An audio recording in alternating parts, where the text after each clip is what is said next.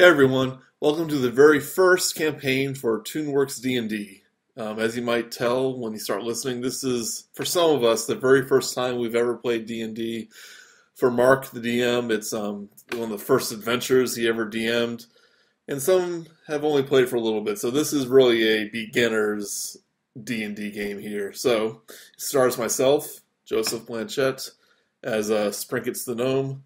It's DM'd by Mark Schneider, who is the main animator at ToonWorks. He's the DM here. It also stars Chris Bow, who's also at ToonWorks, doing extra stuff. He's Jim Copperfield, the Bard. And then Casey McDonald's is back. He used to be a part of ToonWorks. He left to make his own projects. He's playing Zeodrath, the Dragonborn Sorcerer. And then some friends of ours. We have Corey, who's playing Locke, the Rogue. And then Jess, who this first game is playing a bird person named Duster, but eventually ends up changing characters to a furbog named Yesdove, presumably just because those bird people are kind of hard to roleplay. Like I said, this is our first adventure for the most part. It's a campaign called the Sunless Citadel, and we're learning a lot of stuff this first few episodes, but we get the hang of it, and hopefully you guys enjoy. And another thing to keep in mind with this is that we're all on the internet here. We're doing this over Discord, so we probably talk over each other a lot, so I'm sorry about that. Bye. Okay. Oh, shit, I forgot to write an adventure. Okay, so you are a motley crew of people that have had met at some point slightly before this. You are on your way to the town of Oakhurst. You have heard about some rumors or some things happening in Oakhurst, and you each have your own sort of reason for going there. It turns out there is a goblin tribe infesting a nearby ruin. It's called the Sunless Citadel. Nobody knows why it's called that. But the goblins sell a single piece of magical fruit to the highest bidder in the town once every midsummer. They've been doing this for about a dozen years.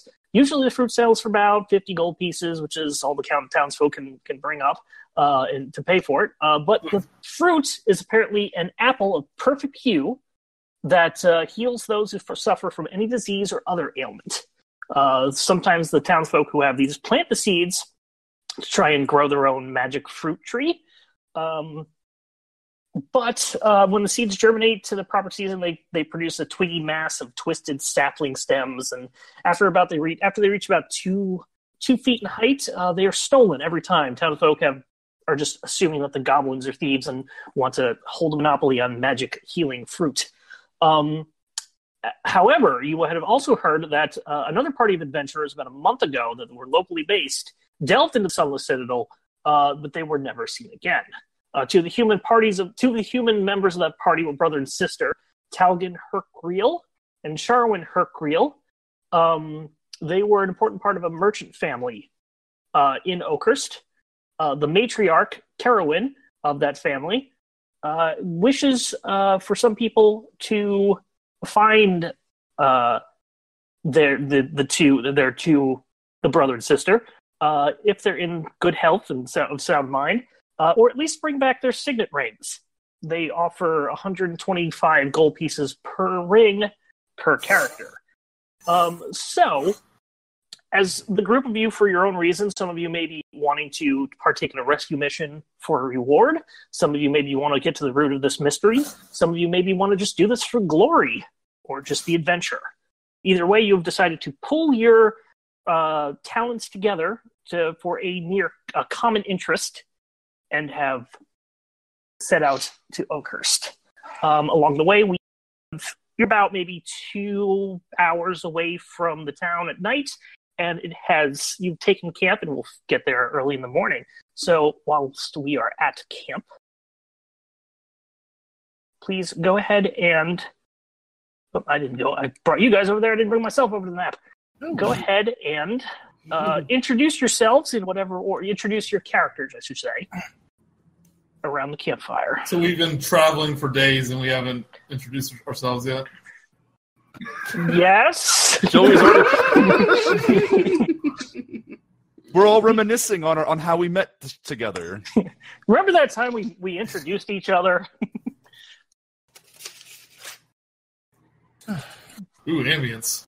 Well, I don't know about all of you, but it was quite an awkward couple of days just walking side by side without saying a single thing to each other. I'll just break the ice. My name is Jim, although most people call me Old Jim Copperfield. I like to play my flute, and I like to scare people with my pet rat, Dangerous Bean. Thank goodness we can talk again. Oh, I've been holding it in. I want to apologize for my smell. I don't normally bathe because water doesn't agree with me. Oh, that's what that was. So we're talking now. That's what we're doing. Although I had just assumed you were all mutes. Well, I was deep in thought for the last few days. I'm sorry. Like no one else was talking, and I just wanted to be awkward. So. Whenever that was Springett that said that, right?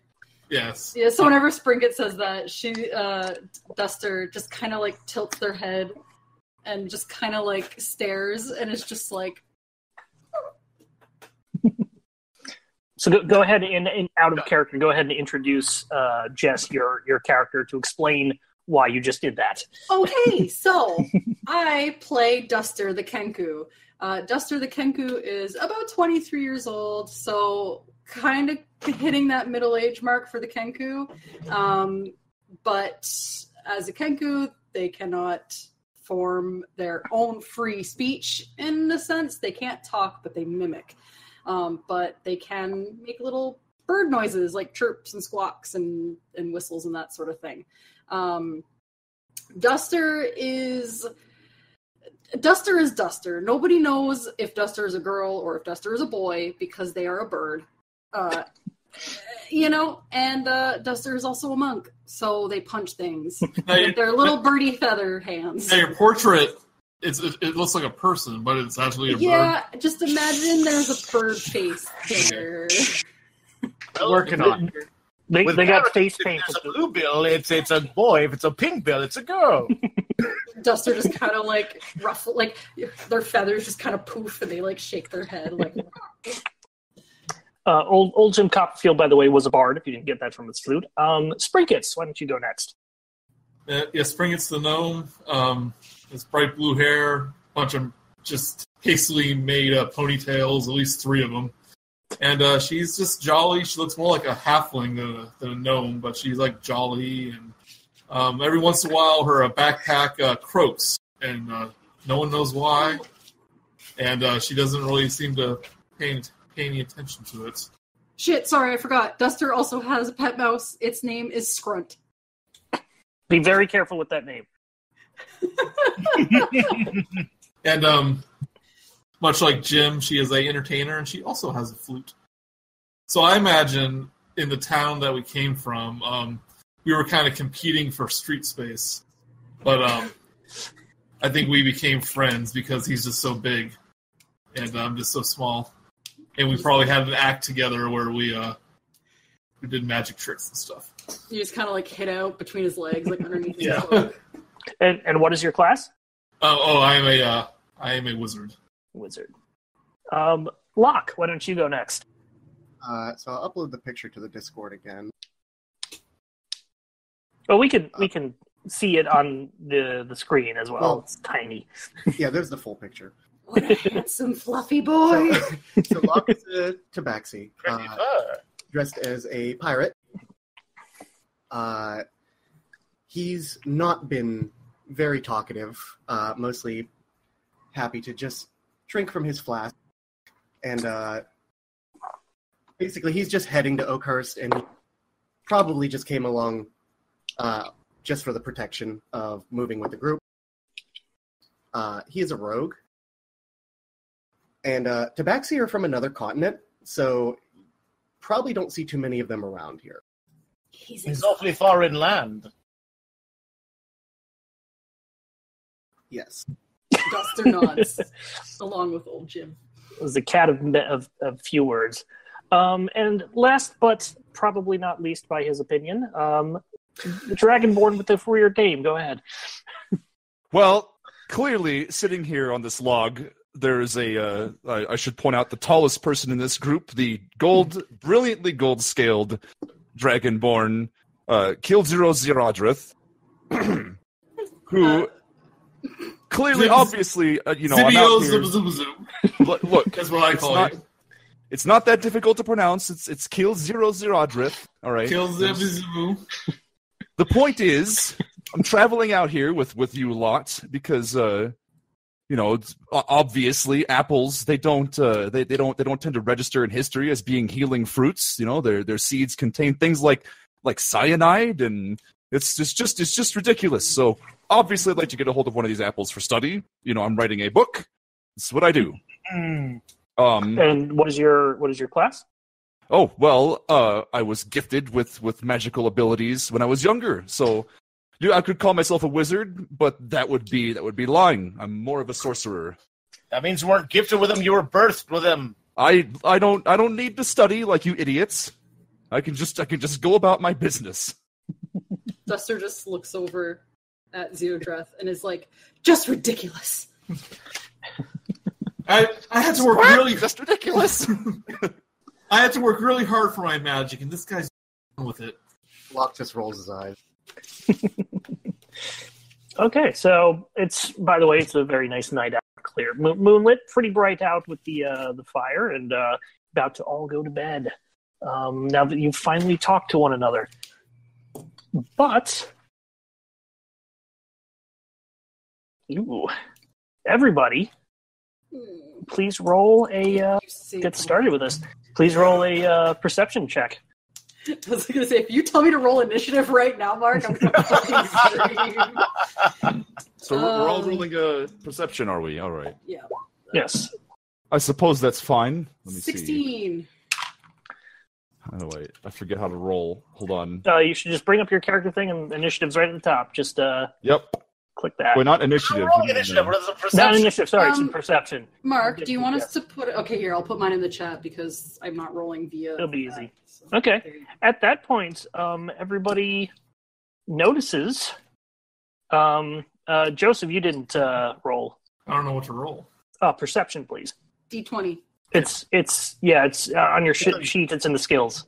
Is there a plus or a minus? It should. No, be just highlight it and highlight the word. It'll turn red. Go ahead and click it when it turns red. All right, where is it on the page? On the left under skills. Where's skills? On the first page. On your character bio. Not on your character bio, but on your where's your character sheet? Character sheet. Character sheet core. On the left is the big long box with all the words in it. So I do a D20 plus 2? No, So just just go click ahead. perception. Just go ahead and click performance. Just click perception. It'll roll a perception. thing. A lot of words. Or not perception. Wait, yes, perception. Yeah, perception. You click it, then you click on the board. We are having trouble clicking things, apparently. I still don't see it. Where is it? Are you on your character sheet? Yes. Do you the part see... where it says, so on the left-hand side, there's like strength, dex, constitution, whatever. Right next to that, there should be a long box that says like acrobatics, animal handling, and all that stuff. Do you see that? I just imagine everyone speaking over the fire saying these things. Sprinkets! You need to keep up. Look into the woods. Yeah. How do you see their character names? I don't see that. Oh, There we go. Well, that took like you won't 5 see seconds to do. You won't see your character names right now. So, okay, so everybody actually manages to see. I've got to manipulate stuff coming out of the brush, and don't worry, Jess. Coming out of the brush, 4 things appear to just be moving over there. Everybody very easily notices them as they start coming towards. How big are they? They are not very big. They look about the size of like small plants. Oh, okay. Not super small, but they are small plants. I roll for intimidation. And I say, "Hold in your tracks." Okay, go ahead and roll. Ooh! Natural 20. First nat 20 of the game! The first act, yeah. They all seem to, you don't know if they're afraid of you, but they all just seem to take one step forward and stop. Do you think these are goblins? Can someone get some light out here? Well, I'm pretty sure I have night vision, and I just see, I just see some like happy little plants, and I just wave. I just go, hello. They do nothing. State your business. On that, they start walking towards you again, and I'd like everybody to roll initiative. Oh, fuck! Son of a bitch, I knew it! You! How dare combat happen right in a game away. about combat? Good. Actually, hold on. So what I want everybody to do is click on your token, and then go ahead and roll initiative. Whoever just rolled that 14 can keep that 14. Click on your token first on the map. Okay. It brings up all these little bubbles. Oh, God, 2. There you go. I got a 23. Okay, I rolled a 14. I'll add everybody up manually. Control you. I don't see the 14 on the chat screen. Where did the 14 go? Jess is rolling I'm manually. rolling actual dice. Oh, okay. Sorry. Yes. So everybody should see a turn order now, right? Yeah. Turn order sheet. I see one. It's over on the left. Yes. Yes. Everybody can initiative that you put in. Why the fire should not have an initiative? Well, what if one of them falls into the Whoa, fire? 56. Yikes. That's not what I meant to put in. Natural 50. Don't forget to add your initiative bonus as well. If you just click the initiative word, it should it do will all that. do it Oh, for you. yeah, it'll do that automatically. Okay, that's right. Joseph, you rolled a 14. I'll add that for you. Okay, so everybody should have their thing, and we are going into combat. Descending. There we go. Let me bring up the combat music. Oh, goodness. Sorry about that. I'll turn it down. Joseph rolled a 16, not a 14. Sorry, I will fix that. No, I was just trying to see what my spells do, and I was actually clicking on it. Yeah. Okay. Duster, you quite aptly, you are up first. Woo! Okay. That's So the closest one, are these squares 1 foot or? Yeah, the squares are 5 feet, so it's a normal grid. So they're still pretty far away. Mm-hmm. Um. Well, they would have been closer, but somebody rolled to scare them. Oh. I was going to tell Locke to do something about it, and you had to stand up and do something about it. Yeah, I can't really Anyway. get too terribly close to them to do anything. Fuck, that sucks. Okay, I guess I'll just move closer then. Okay, go ahead and move your token. However you do it. And in this case, I'm just setting up a normal battle, so you understand the mechanics of this. You should be able to move your token wherever you want to, or within the 30-foot range. There. 5, 10, 15, 20, 25, 30. Yep. You can get there. Right over the tent. Duster just kind of like whenever they I'm assuming they've pulled on some sort of like intimidating stance if we're entering initiative. Yeah, they seem to be wanting to do something to you. It's the sort of stopping wore off. They seem to be creeping toward you. Okay, so yeah, then Duster will like get up from the fire and just kind of like shake off and then let out a little like "Rah!" and then like hops towards like around the tent, readying his little feathery. Are you doing a ready action? No, because well, you know what? Yeah, I will. Okay. What is your trigger? If they get close enough. Okay. To hit them. If they get within 5 feet of you, you've got a trigger. All right. Hold on to your combat action. Zeodreth, you are up. Figure it out how to pronounce it. About how big is each square? Each square is 5 feet. feet, Yeah. which is a normal movement. Basically normal grid for the game. So don't worry about moving diagonal. Still moving from diagonal. Still also a 5 foot move. So as Duster stands up and flutters off behind the tent to go confront these things, I stand up and I move around, so I should be able to move. It'll keep me within like the max range I can move or whatever. No, just count out how much. How far I see. Yeah. So it's 30. We're also saying that 6 you're squares? not prone. Everybody just kind of stood up beforehand, so don't worry about the prone standing Oh, well, penalty. Just go ahead. RP, come on, let me get immersed. That's fine. 4, 5, 6. So I'm gonna move over here and try to get a better look at these things.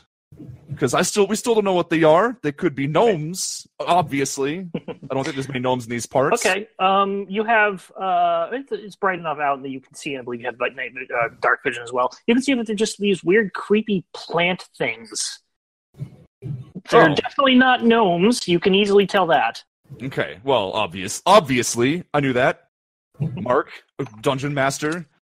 So I get this plus like an action. You get an action, and then actually you'll get normal like bonus actions and stuff as well. But you get to say something real quick. You get to interact with the object for free. Any object in the environment for free. You get an action, and you get movement that you can split up any ways during your turn.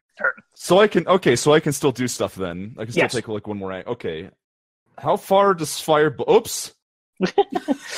Yeah, I didn't mean to do that. That's fine. Okay. That's fine. Okay. I'm going to shoot this closest one to me, this red one, with a firebolt, because obviously, these things are plants. They're flammable. So, okay. We'll take your 20 roll for it since that was your first roll. Why not? As you open a beer, so you do manage to hit it. So go ahead into your chat and click on the firebolt. Oh, that's right. You got to click on this. You do from the chat, and I'll actually do the damage. The first one you do 8 damage over the bolts that hit it, and that is enough to just kill it. And I hired all of you to be bodyguards, and here I am. Not only that, you do notice that it seemed to catch on fire really quick. You can tell that it was vulnerable to fire. Obviously. Okay. Anything else you want to do before the end of your turn? Oh no, that will do. That will do. Thank you. Sprinkets, we're done demonstrating. Okay, so seeing that Dizzletwit, whatever his name is just so like ready for this. She walks up to, and she goes, "Obviously, these things are vulnerable to fire." And I have a chromatic orb. Okay. Which, God. Which can... It's a little 4-inch diameter sphere of energy. It can be acid, cold, fire, lightning, poison, or thunder. Okay. So it's going to be fire. I'm going to hit the blue one there, so I guess Oh, yes, you do hit it, and you do create a, it's got a 90-foot range, wow, and you do put it, go ahead and click Chromatic Orb in the chat. It'll hover over, it'll say red, just go ahead and click the actual words, it'll do the damage for you. Wow, Jesus. So, yeah, you managed to do, sure that's a level 1 spell? Must be. Oh yeah. It's crazy. Yes, so yeah, you managed to not only do that, you incinerate this with a bigger, quick puff. It's basically like the Halifax explosion, where this thing just incinerated. And I'm like looking over at the Dragonborn. It's like seeing if he noticed. I just raised my eyebrow. Just okay, gnome. So it's like my spell was way smaller, did way more damage. The things are up next. Smaller. The things are up next. They will... So this first one will move 10, 20, 5, 10, 15, 20 feet. At that point, it gets in range. So go ahead, Duster, make an attack roll. Ooh, that is a... Why do I always forget how to play D&D whenever I fight? Is it with what weapon is it with? It's going to be my short sword. Oh, right. So 14, 15, 16, 17, 18, 19, 20. Unnatural 20. That hits. So, go ahead and roll damage. So I'm gonna get my Remember, Jess, Duster has her own dice. It's their own dice. We can't see it, yeah. No, but you can hear it. So yes. So I do 9 damage. 9 damage. That you just slice right through this thing, and it just snaps in half, and it as well as down. Woo! Now, is the town we're going to made out of tree people? Because these may just be like a welcoming. You get the sense that it's not from the basic information that you got heading over there. Okay. So yeah, like basically, like sorry, I need to do this. Whenever the thing comes over to Duster because like they weren't really like expecting it. They were just kind of like standing there like fists up like and then it like came over, so Duster's like ah! And then just like grabs their sword and just like does like a up slicing. Now's your first instinct to peck at it? No. For tasty worms? This other one will come over and will attack Duster. Because I get a bonus action. Can on your turn you do. On my turn, that's right. Yes, this is you held your action to do this, so it's actually on. You get reactions, but not. Well, no, that was your reaction actually. Does a 10 hit? This should actually be public now. Does a 10 hit? Does a 10 hit? It does not. It does not. So it just tries slapping you with its little twig sort of arms, and you just kind of like dodge out of the way, just completely misses, and you just like squawk back at it. Huzzah! And that is the Twig Blight's the Thing's turn. Locke, you are up next. Okay, so he is going to sneak up through the tent. Okay. He'll get sneak attack. And then, well, you want to roll for stealth real quick? No, it's fine. It's you get sneak attack because Duster is within 5 feet of an enemy. Okay. That's an extra what? I'm going to attack with my short swords. Okay. Yeah, it's an extra die after that, I think, or a D6 or something like that. It's a 1d6. Yeah. Okay, yeah, go ahead and roll for attack.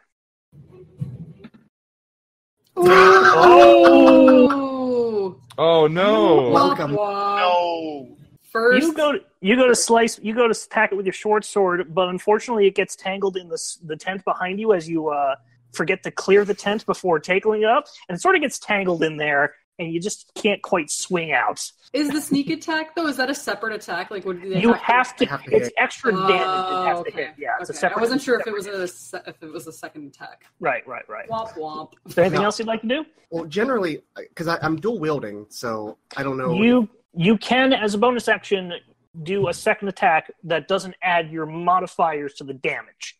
So okay, how does that would a be bonus action work? That is actually it's just a second action you do. Just go ahead and make another attack roll. Well, because I did move, so... Yes, movement is considered separate, so it's just a thing you can do. So you get movement, some other stuff, an action, any bonus actions. But go ahead and just attack again. Short sword. Okay, so I'll just do a d20 without the +5. No, it's damage that's taken off. Do a normal short sword attack. Hey! 11!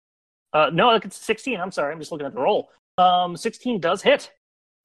Okay, so 1d6. Yeah, go ahead and roll that.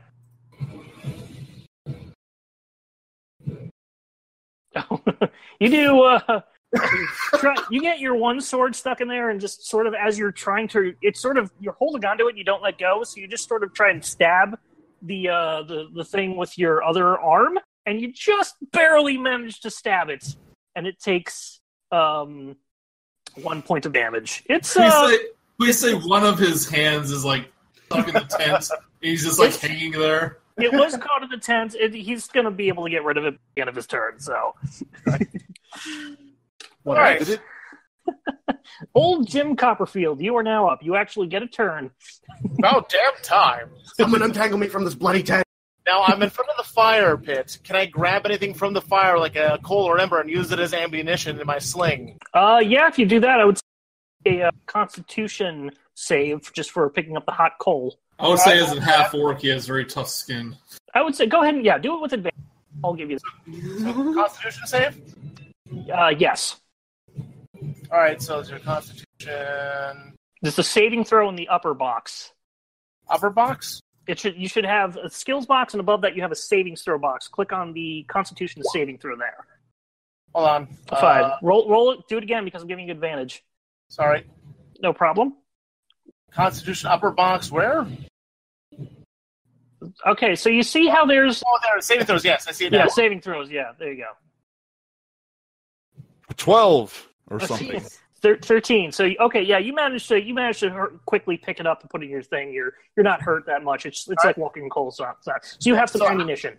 All right, so how many places going to move in my turn? So you got, what is your speed? Speed is 30? Speed ability is 30 feet, yes. So you'll be able to move a total of 6 adjacent squares in any sort of combination during or after your actions, before or after your actions. Perhaps I should ask, are we allowed to move diagonal or just have to go left and right? Yeah, we're doing normal diagonal rules. Don't worry about that. So you can move diagonally at a cost of 5 feet. Right here. Okay. And then I will about 20 feet. I will attack the man that has my pirate friend stuck with my sling. Okay. I'll say you get a clear shot of that. It's fine. What's that? You get a clear shot. Go ahead and do your sling. All right. And remember, I got fire damage because it's a hot coal. Yep. I'll give you that as well.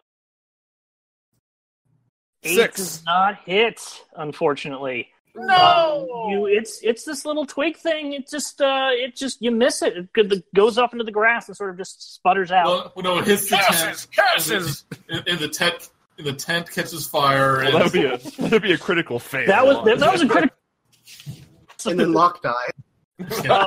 Would you like to do anything else, Chris, with Jim before the turn's over? How many? What else can I do? You can move 2 more feet and you can say something. It goes back and sits down. I've done my share for the night. And I will scream, "Come on, guys! There's only one left. We can do this thing." Okay. Top of the round. Duster, you're up. Woo! All right. Duster is Oh, going... 6 seconds later. Yes. Yeah, that's true. So yeah, I'm just going to go at it with my short sword again, since that seemed to work very well last time on the other one. So...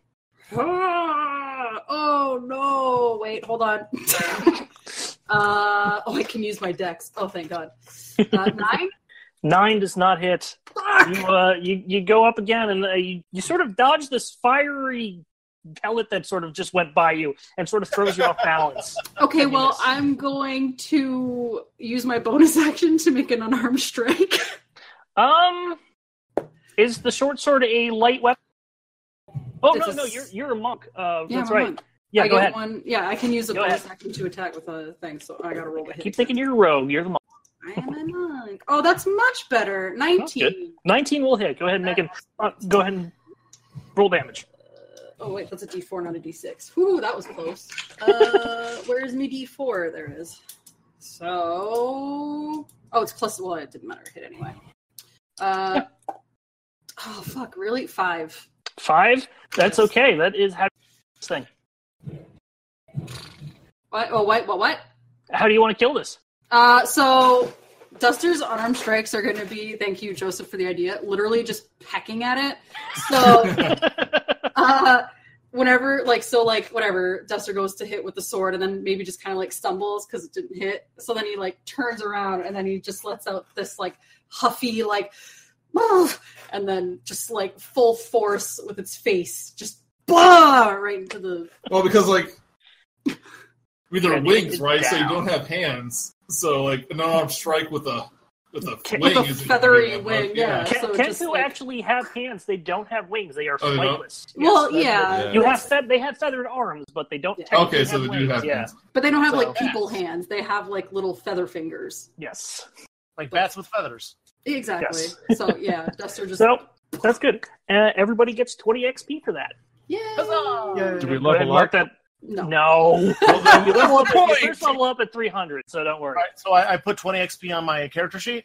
Yep, it's top right where your name is. 20. There you go. There you go. Pretty much. Also Okay. to a level. 300 XP is the first level, so you got a little bit to do. We'll get to that. We'll get to Spriggans that. goes, "Whoa! Did anyone just see that?" Obviously, we all saw it. I didn't see a damn thing. We just killed some bushes. Why were there bushes attacking us in the first place? But did you see their berries? Yes, we could all see their berries. Why couldn't they just leave us alone? Ah! As much as I enjoy a good punnery, I think. No, I don't know. Whatever. Just have your time. Spriggans just kind of backs away from Locke, just embarrassed. Okay. Do you guys want to do anything else before the end of the night? Everything else. Do you Everything need else me to around burn us- the tent so you can get loose? I want No. to. I'll untangle myself. All right. I want to go towards the corpses, and I want to like detect magic to see if there's like any sort of like magical wizardry happening. Okay, you use detect magic. You don't detect any sort of magic. You do feel that there, any specific magic you see, you do feel that these are not necessarily natural. Okay. So we'll say that. Sprinkus is on the road a lot, traveling from town to town. She knows sometimes you have to keep a watch out. And she's usually by herself. Sometimes she's with other people. But she says there might be more of these things. I'm wide awake. I'm full of adrenaline. I just can't sit still. I'll keep first watch tonight in case more of these bushes come. Okay. These things, from what I could see, are not crafted by magic, so somebody made them. So we're not dealing with some sort of like crazy enchantress or anything of that sort. So just if you see anyone that's with googly-eyed glasses, be on the lookout. I might just instantly go, necromancer. No, necromancers deal in the dead. Come on now, it's a plant-omancer. It could have been a dead bush. If anything, it's obviously related to the theft of those trees in this region. Very clearly. This has to do with the apples. I know I'm the only one here who reads books, but it's fine. If we have to de-arcuate any more trees before dawn, then okay. Sprinkets, you take first watch, then Locke, then Jim Copperfield, then Locke again. Jim Copperfield. Excuse you. Then the bird. I don't know if I trust the bird. She hasn't spoken directly to us yet. She's just been repeating things we've been saying. Then maybe I'll take last watch. That's fine. Duster, No, I don't think it works Last that watch way. is breakfast, though. Duster just kind of like looks at Zeodreth and just like in their own little way just goes, "Oh, nasty bird." Nasty bird. Locke, you Don't very need a easily. thing. Locke, you very easily detach yourself from the tent, so uninjured. You didn't pull your arm out of your socket or anything. Oh, good. What Okay. a saving grace. Is there anything else you'd like to do before the end of the night? Can I loot their bodies for anything? Make an inspection check. Yeah. Investigation, excuse me. I always mix that up. That doesn't Yeah, see if they have some nuts we can roast. That's a 9. Okay, 9. You find a very nice twig. I'm gonna keep it. Okay, you have a small twig. Just picks it up in his beak and then kind of like looks at everyone else and then just kind of like hides it in his little like cloaky thing that he wears. Okay. I go back to the log and sit down and think, staring into the fire. I might try to take a closer look, but you're obviously very protective of it. Of what? Twig. Oh, the twig. I thought you were talking to me. I was like, what? Protective of what? The fire? The campfire? Okay, It's my fire. So for brevity's sake, Joseph's going to take first watch. We'll just say it is the only watch. It's. I only last about a half hour. Just do a roll. Make a perception check. Yeah. Perception. Oh. What are you doing all the way out there, you silly old man? He's inspecting the bushes. Yes, I want to do an inspection of these two over here. That you also don't find anything of special note. The one good twig, Duster already got. Yes, Joseph, foul bird. Okay, so as everybody goes to bed for the night, Sprinkus takes first watch, and we'll just take the only watch, and it's very uneventful. No other twigs come around, at least that none that you're aware of. But I am super terrified the entire Super night. terrified, yes. But every time I see a branch move, I shoot fire to the darkness. Everybody go. And I wake everyone up every half hour. Everybody, let's still say you guys still go ahead and get your spell slots back. Yay, long rest. So Do we if have to you're, do we have to do anything to get spells back? you just get your spells back. I don't know if wizards, I believe, can prepare different spells, but you get all of yours because you roll so freaking high. So you just get all your spell slots back. Remember that's on your spell sheet as well as in the header of each section. But the night is uneventful, and you wake up the next day, and you very easily head over to the rest of the hour or so. You wake up bright and early at dawn, so you get to Oakhurst at about, let's say, about 8 o'clock. Along the way, I play a musical melody on my flute. Just and I groan. around. Duster whistles along. I'm sorry, I will turn that down for you. It's louder than I thought. What? That's fine. I think it's fine. Are these sound effects built in, or do you have like like an MP3 collection? It's through Roll10, but you can collect them from various other sites, including Roll10? Roll20. Roll10 was there. Yeah. You should get some like Final Fantasy like town musics and stuff. They do have that, but I was like, let me go for something a little more natural. So anyway, you arrive at the town of Oakhurst, and you coming here. You've had a map beforehand, so you do quite know the general areas of interest. It's a small town. It's a town that you. Actually, let me get to the words I wrote, because why not? It's community the closest to the Sunless Citadel is the village of Oakhurst. There's several hundred people here, including an outlying farms and stuff. You're not sure of quite sure of the total number. Many are human. There's a sizable minority of halflings and scattering of other races.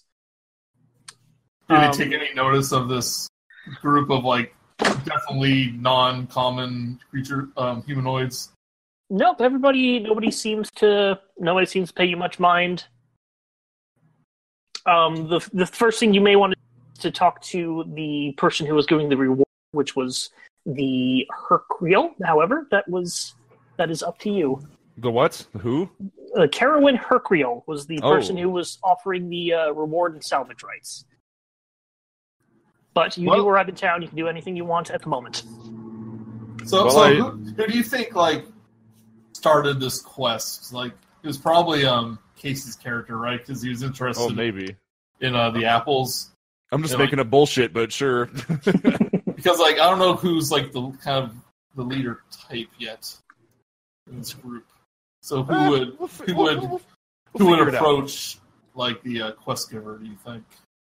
Well, I stride into the main street of town and I look around. Okay. And I just state loudly, it's like, obviously we must talk to the mayor first. I'm going to go straight to the mayor, and I'm going to tell them exactly what we're doing, and I'm going to ask him everything about what's going on here. Okay. You head to the mayor, which is Straight to the first authority figure. The village hall. There is a human noble there, the mayor, who greets you. You get into the mayor's thing. It's not too lively right now. It's probably not too much going on. And the mayor is Werner Lang. It's a male human. Oh, okay. Yes, what can I do for you? So I walk in, I give a little bit of a bow, and thank you. I tell him, it's like, yes, sir, we've heard your town has been beset by thieving goblins. No, not thieving goblins. Well, yes, sort of thieving goblins. Well, we think they're taking all of the apple seedling things, but we're not quite sure. We know that they sell them to us once every half a year. Well, we heard there was another adventuring party that came through, never to be heard from again. Oh yes, that was about a month ago. It was 4 of them, 3 of them. Cool. One of them wasn't from around here, but they went out about a. What happened? What did happen? That's a good question. I think Roll20 just reloaded. Oh, mine's fine. Yeah, mine's fine. Sorry about that. Obviously, mine's okay. Sorry, I just blacked out there for a moment. Yes, there was 4 people. No, it's just seemed to happen once. Yes, there were 4 of them. There was the one that was not from around here, but 2 of them, brother and sister. They were the son and daughter of the local merchant. You can go check them out, their general store. They believe she had wanted a reward. Is that why you adventurers seem to be here? Well, this gaggle behind me, obviously, that's what they're here for, is the reward. I'm more interested in the the fruits, the apples in particular. I understand you try to grow them yourself. Yes, we those who have purchased the fruit and managed to get the seeds have grown them, but they don't really grow into some sort of tree sapling. They grow into this weird brush thing. It's not very thing, but they grow up about maybe 2 feet tall before somebody steals them overnight. We have no idea who did it. Sprinkins is interested in the apples, by the way. She wants to get a hand on. Well, I don't know this because I don't pay any attention to anything you people want. So it's okay. I'm not really mean. It's just in character. It's okay, Casey. We all know you're a dick. So I asked the mayor if I can get a permit to do some like magic tricks on the street.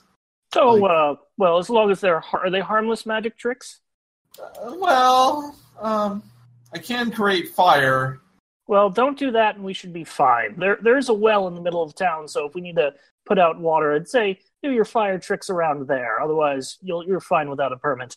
I should also let you know, Mayor, that I am capable of mending wounds, so if anything wrong happens, I could relieve it. Oh, well, thank you. I'm sure if anybody needs help, they can. You can help them. Huzzah! Let them know. Yes. Well, clearly, anyways, we're just letting you know we're here in town. I'm assuming. Do you do that to many places you go? What? You do that to many places you go. Announce yourself to the mayor. Well, I like people to know where I'm at. I like people to understand that What's I have your a name? presence. My name is Kilderas Ziadrith. You may want to start with that next time you're introducing yourself to. Well, names are only so important. I think agree. purposes and intent.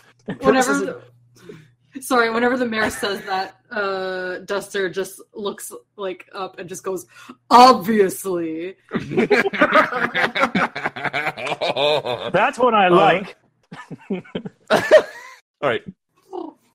But Yes. if you wish more information about the adventuring party, I suggest you go talk to the general store owner. She will be able to help you. All right. Sounds fair. I'm assuming there's an inn in this city. Yes, Town, small town, village, there's an inn whatever you tavern in the Old Boar Inn. So like I said, Sprinkins wants to just go to a street corner and see if she can make some coin. So is there any special thing I should do for that, or just where once? Let's say you go into the street and you find some passersby. Go ahead and roll a performance check. She's not interested in the preparation. She's always in the mood for that. That's fine. Just roll a performance check. So performance check. Click the little performance button. It's alphabetical, Joseph. Jesus. 31. 31. 17 total. So yeah, you're able to put up. You play, I assume, your flute. And I'm doing some illusionary magics.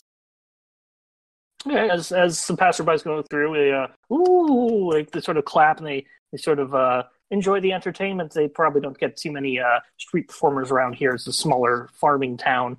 Especially gnomes. Yeah.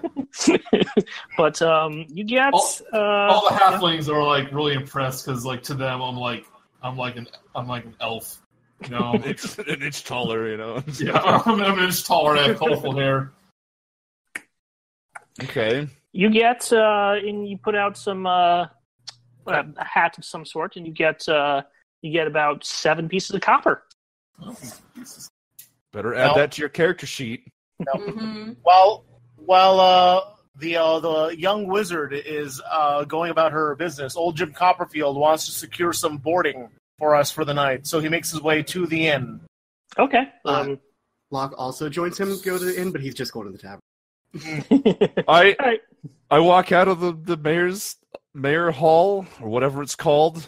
And everyone just runs in opposite directions. I just run out there and I assume everyone's still standing there with me, and I just say and all dragon attacks. And it's just Duster standing there I just assume everyone's behind me, right? I got my arms folded behind my back. I'm looking up at the sky, and I kind of think to myself as I'm looking around, okay, we must be careful. These small towns are very bigoted and racist, and as a group like us out in the rural areas, we should likely be careful with the townspeople. And everyone's just like cheering. Turn around, everyone's already off everywhere. Well, at that point, Comrade goes by and is like, "Hey, welcome to town." Just keep walking. I just stranger. heave a sigh. It's like, oh, whatever. We need to do some research about this Sunless Citadel. I imagine like your character just goes around looking for people to be racist towards them, but everyone's just all nice, happy to see them. That's right. Don't you I'm have dragon. a problem with me? I'm a dragon. Yeah, that's pretty awesome. Okay, well, at the Old Boar Inn, Locke and old Jim Copperfield have arrived. It's just a small, not very much going on in the tavern right now. It's a modest place. What do you do? I walk up to the innkeep's desk, if there is one. No. I searched the room. Is there an innkeep's desk? There's a barkeep, and you just sort of, it seems like it's that only establishment. There's definitely rooms there, and he seems to be the only one there. You say as a male human. You say one bed will be fine. No, don't metagame for me, man. I walk up to the bartender's like, "Good sir, do you have any rooms for potentially 5 guests?" No, yes. Well, we have a couple of rooms available. It'll be we have maybe 3 if you don't mind doubling up or tripling up if you wish. They run about it'll be 5 silver pieces per person. It sounds fine to me, but what are the amenities? Is the bed nice? Do we get breakfast served, dinner served? It's modest. We can if you get 3 full meals a day for another 3 silver pieces. But if you just want to stay the night, I suggest waiting. Looks at whatever sort of timekeeping piece he has, a pocket watch of some sort. And if you might want to wait another 12 hours for sun to set. Yeah, that sounds about right for me. What's your dinner service like? Anything good on the menu? Because once one of my party is done gallivanting about the town, I know we're going to be hungry, and I want to make sure we have full bellies before bedtime. Ooh, well, I can tell you that we have, I thought I had a list of that on this thing. I have to take out my list of other. He pulls out a ledger. My ongoing joke in my other game. Every time I have to look something up, it's a ledger. Pulls out a giant cookbook. Pulls out a ledger. Has let's see. I've got various types of food: broiled salmon and potatoes. Grilled wild boar chops are quite good. The roast chicken and potatoes. We're out of that, but it would have been quite good if we had it. All right. If I were to choose for everyone, and I will, I guess it's an advanced order of 3 wild boar chops and 2 of the chickens. Okay, very well. So that way, once we're finished eating, we could we could just go right to bed because I know we're going to be here. It's 8 o'clock. We just got here in the morning. I know, but it's an advanced order, so once the day is done, they'll be ready for us, piping hot. All right, so that will be a let's see, it was we'll say that's 1 meal for you, so there'll be 1 SP, 1 silver piece each. So that comes to 6 silver pieces each. I'll tell you what, if you give me 1 silver piece for the 5 of you right now, I will ensure your rooms are saved for the end of the day. Right. I pass over the money in advance. I was going to say, is Jim all of it? fucking fronting all of this? I'm gonna front it all. All right, It's being very motherly. 6 times 5 is 30 silver pieces, so that's 3 gold pieces for everything. 30 gold pieces for everything? Yep. Oh my goodness! I'm sorry. 3 gold pieces for everything. 30 silver pieces. Jesus Christ. Sorry. Inflation The in math gets me Beirut. All right, so I pass over the gold pieces. I now have 7 gold pieces left. Okay. I'm paying this all in advance because I know we're going to we're going to adventure throughout the day, so I want to make sure that we have a comfy bed to go to after the end. Very, very good. Very good. Hold on. What is the name? The names will be, for me, that's going to be a reservation under Old Jim Copperfield. That's Old Jim Copperfield. Okay, I got that. You know what? That's all I need. As long as you don't die, you'll be fine. I'm sure your friends can Very well. well. Sprinkets is like fully prepared just to be in full hobo mode and like sleep in a bushel of hay somewhere. If you wish. Locke, what do you do? Locke just goes, "Give me your finest ale," and he sits down at the, Finest ale. Well, that would probably be... In the distance, you The hear tours. fucking Duster getting upset about something. Well, that would be probably this just generic farm ale that we have. It's quite popular amongst the farmers. He slides you a glass, and that'll be 3 copper pieces. I walk in, like, with like a fistful of my 7 copper, and I go, "Give me your finest juice, apple juice." Oh well. All right. Oh, We'll do the apple apples. juice. That will be 2 copper. Mark, I don't know how to fucking do. Keep the change. To do the money. Yes.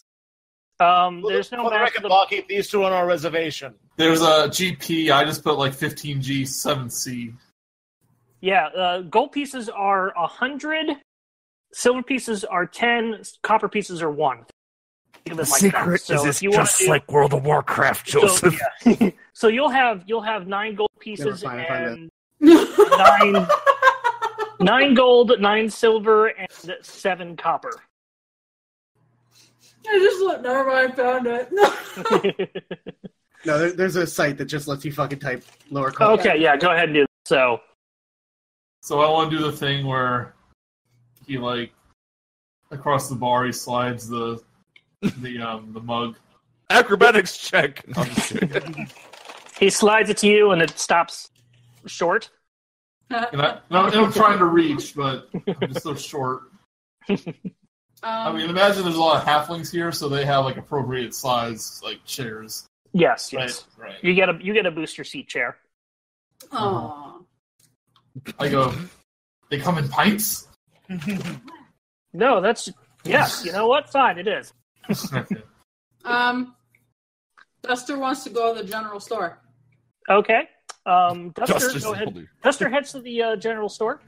Old Jim Copperfield tags along. Okay. Sprinkets goes, they're not going to be able to understand her. Okay, you get to the general store and meet Carolyn Hercreel, human female noble, and you recognize her from the information that you were given beforehand heading on this quest. Okay. Does she? Is there a lot of like her? Oh, sorry. No, sorry. Are there any like potions or anything hanging out?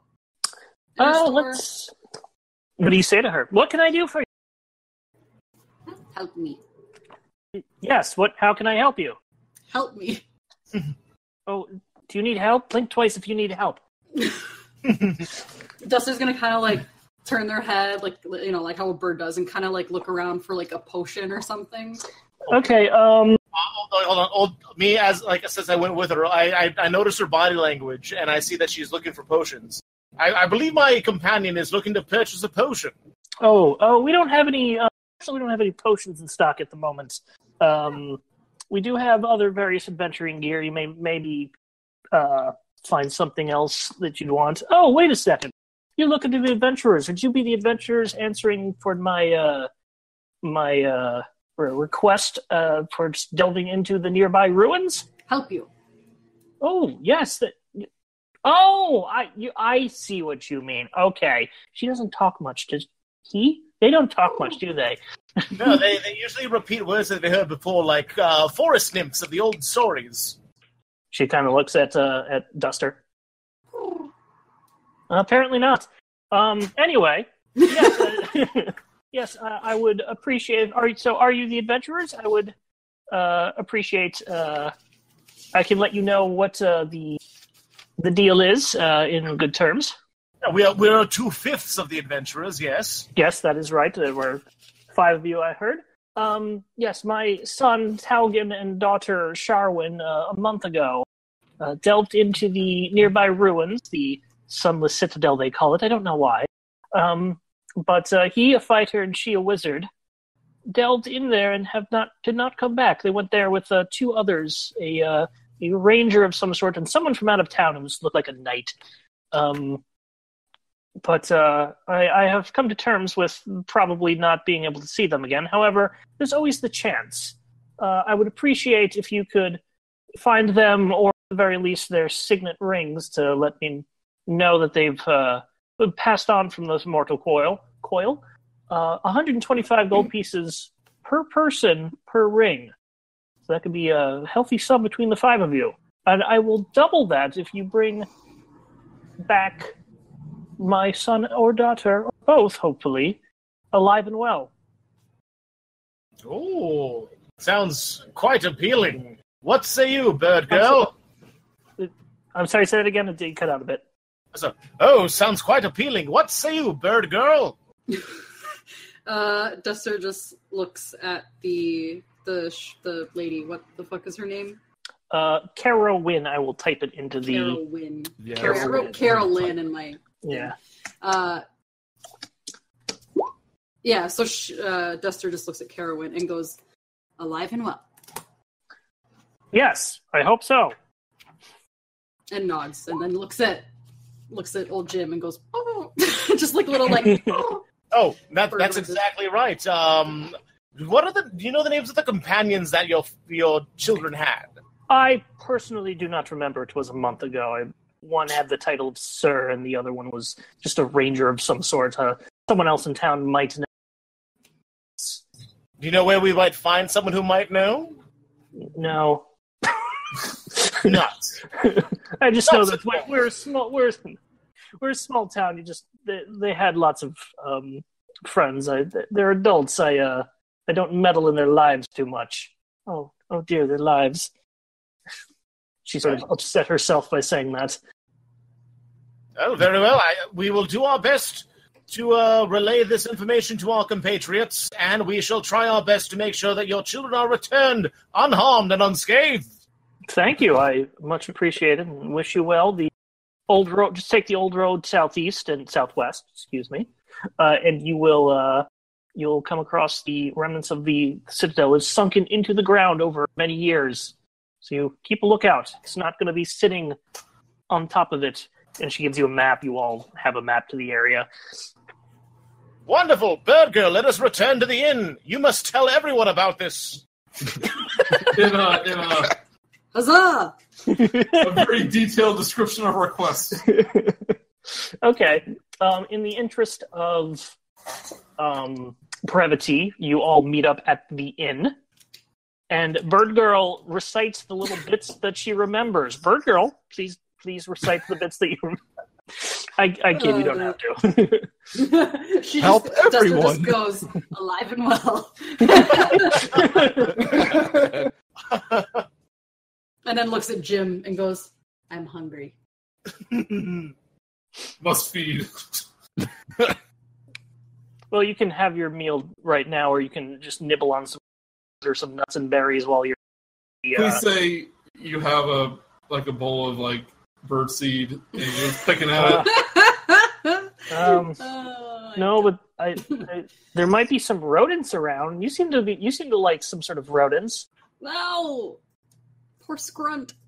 Or Skunt, sorry.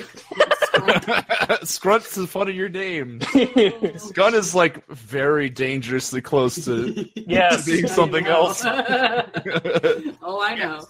I have eaten skunt. Fine, I'll change it to Scrunt. No, it's fine. It's too late now. It's Scrunt now. No. Scrunt the runt. Okay, Aww. so what would you like to do? I'm hungry. Okay. They're just looking at Jim. If you're hungry, the barkeep has 5 meals ready for our party. Just let him know you want one of them.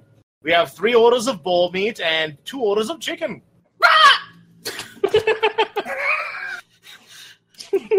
Birds are carnivores. I thought you'd not be okay. I thought you'd be okay with that. Okay. Dustin walks up and picks up boar meat. Oh, So very well, and very carefully he's about to pick up the chicken, and sort of very carefully backs away behind it and picks up the boar meat and hands you a plate of it. Frigates takes all the dark meat for herself. So Sprinky gets a thing of chicken. Locke takes the other chicken. Okay, everybody's eating their food now. Well, it's their one meal. So I'm sitting at the table, and I've decided to draw a picture of those tree people we saw the night before. Okay. Okay, and I've drawn a picture, and I've got like arrows pointing at like different pieces of them, like it's like an anatomical drawing, you know. Mm-hmm. And I'm like tapping my pencil or pen or whatever. Probably a pen, honestly. I don't make mistakes. Against the table, quietly thinking to myself, you know. Next to his sketching, I sprawl the map that the noblewoman gave us. Okay, yes, you all have. So you can see it's just a quick drop down here, about 7 hours of travel away. No, I'm sorry, 7 miles, about 2.5 hours of travel away. We'll say it's about 8:30 right now. You've been in town about 30 minutes. So I look over to. We've already had chicken and pork. So while everyone's scarfing down on their succulent meats. I was gonna say disgusting, but I'm obviously a carnivore, being a dragonborn, so I wouldn't. I look over to Jim, and I ask him. It's like so. Old Jim Copperfield. So how does one go about becoming a half-orc? Well, what happens is that you are born during war times and you don't know where your parents are, and you wake up in an orphanage when you're 3 years old. Oh, that does make sense. That does indeed make a lot of sense. Yes. How old is old Jim? They never dated me because they didn't care about how old I was. I was just some half-orc. Yeah, but is he going gray, or is it his nickname? Old Jim Copperfield looks a lot like the Gandalf picture that you see in my icon. With the hat and everything? Yeah, with a hat and everything. Holding the ponies. And a grayish green skin, like a pale gray green skin. Does he have tusks? He does. Yeah. I go and delicately add another twig into the drawing as I'm thinking to myself, and I'm just like, oh, that's interesting, I suppose. Yes, that's, it's about as interesting as it gets, I suppose, for a half-orc. I mean, it makes sense. Yeah, I honestly don't know how old I am. I just called myself Old Jim Copperfield because when my hair started turning white, just regular Jim Copperfield didn't seem right. You just determined you were old. Well, I mean, I suppose that's how most people do it, honestly. I mean, Sorry, my headphones fell out. Sorry about that. So how do is Copperfield you just given that name then? Well into my, I guess, I want to say later teens, possibly early 20s for humans.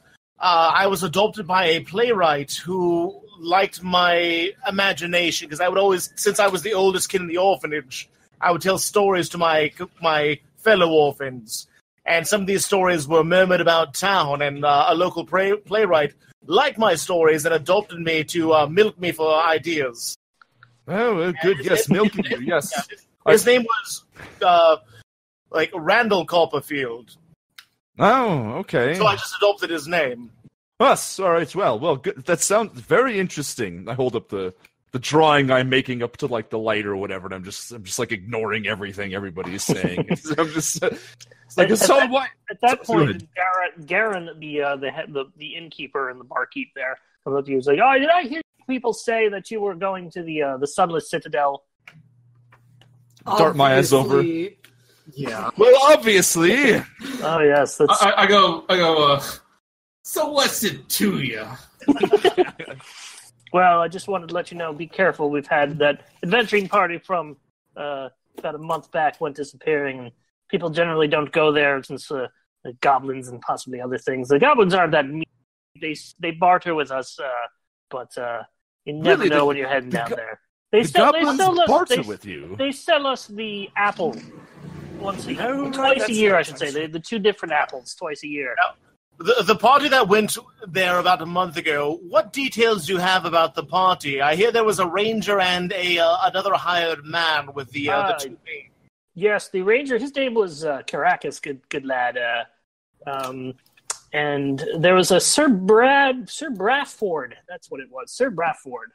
He was a paladin, he wasn't from around here, but he had a magic sword I think he called it the Shatterspike. Not sure what was magic about it, but he seemed to be very proud of having it. Oh, wonderful. So there was the ranger local. The ranger was local fighter, the brother and sister. Other than that, there was that's one man from about maybe 13 years ago that went down there. And a pet frog. What's his name? A pet frog. Yes, a pet frog. What was his name? Who takes a pet frog into a citadel, a sunless citadel of all things? You're a croak in the corner, but I'm not sure where it comes from. Just ridiculous. I have a question out of character here. So the goblins sell this town the apple, but then they also seal it back once they start to plant the seeds. The town thinks that the seeds, once they grow into a 2-foot high stalk, they go missing. They are assumed that they are stolen. They don't actually know if they're stolen. They don't know if or they become little plant creatures that attack adventurers on the road. Quite possibly, but intelligence check, sir. Yeah. Okay. So Sprinkets says like, well, if the plants disappear, maybe they're walking around. Walking around, it's crazy. Walking around. What was that man's name? Man's name was Black. That's what it was. He was the one with the frog. But walking around, well, there have been stories of, must be what you've been talking about, there must have been stories of the cattle herders. They don't graze their flock too far from here, because from time to time cattle, and honestly I've heard sometimes people have gone out at night and been found dead the next day. Well, I have a story for you about burning bush people. Burning bush people. And he walks away.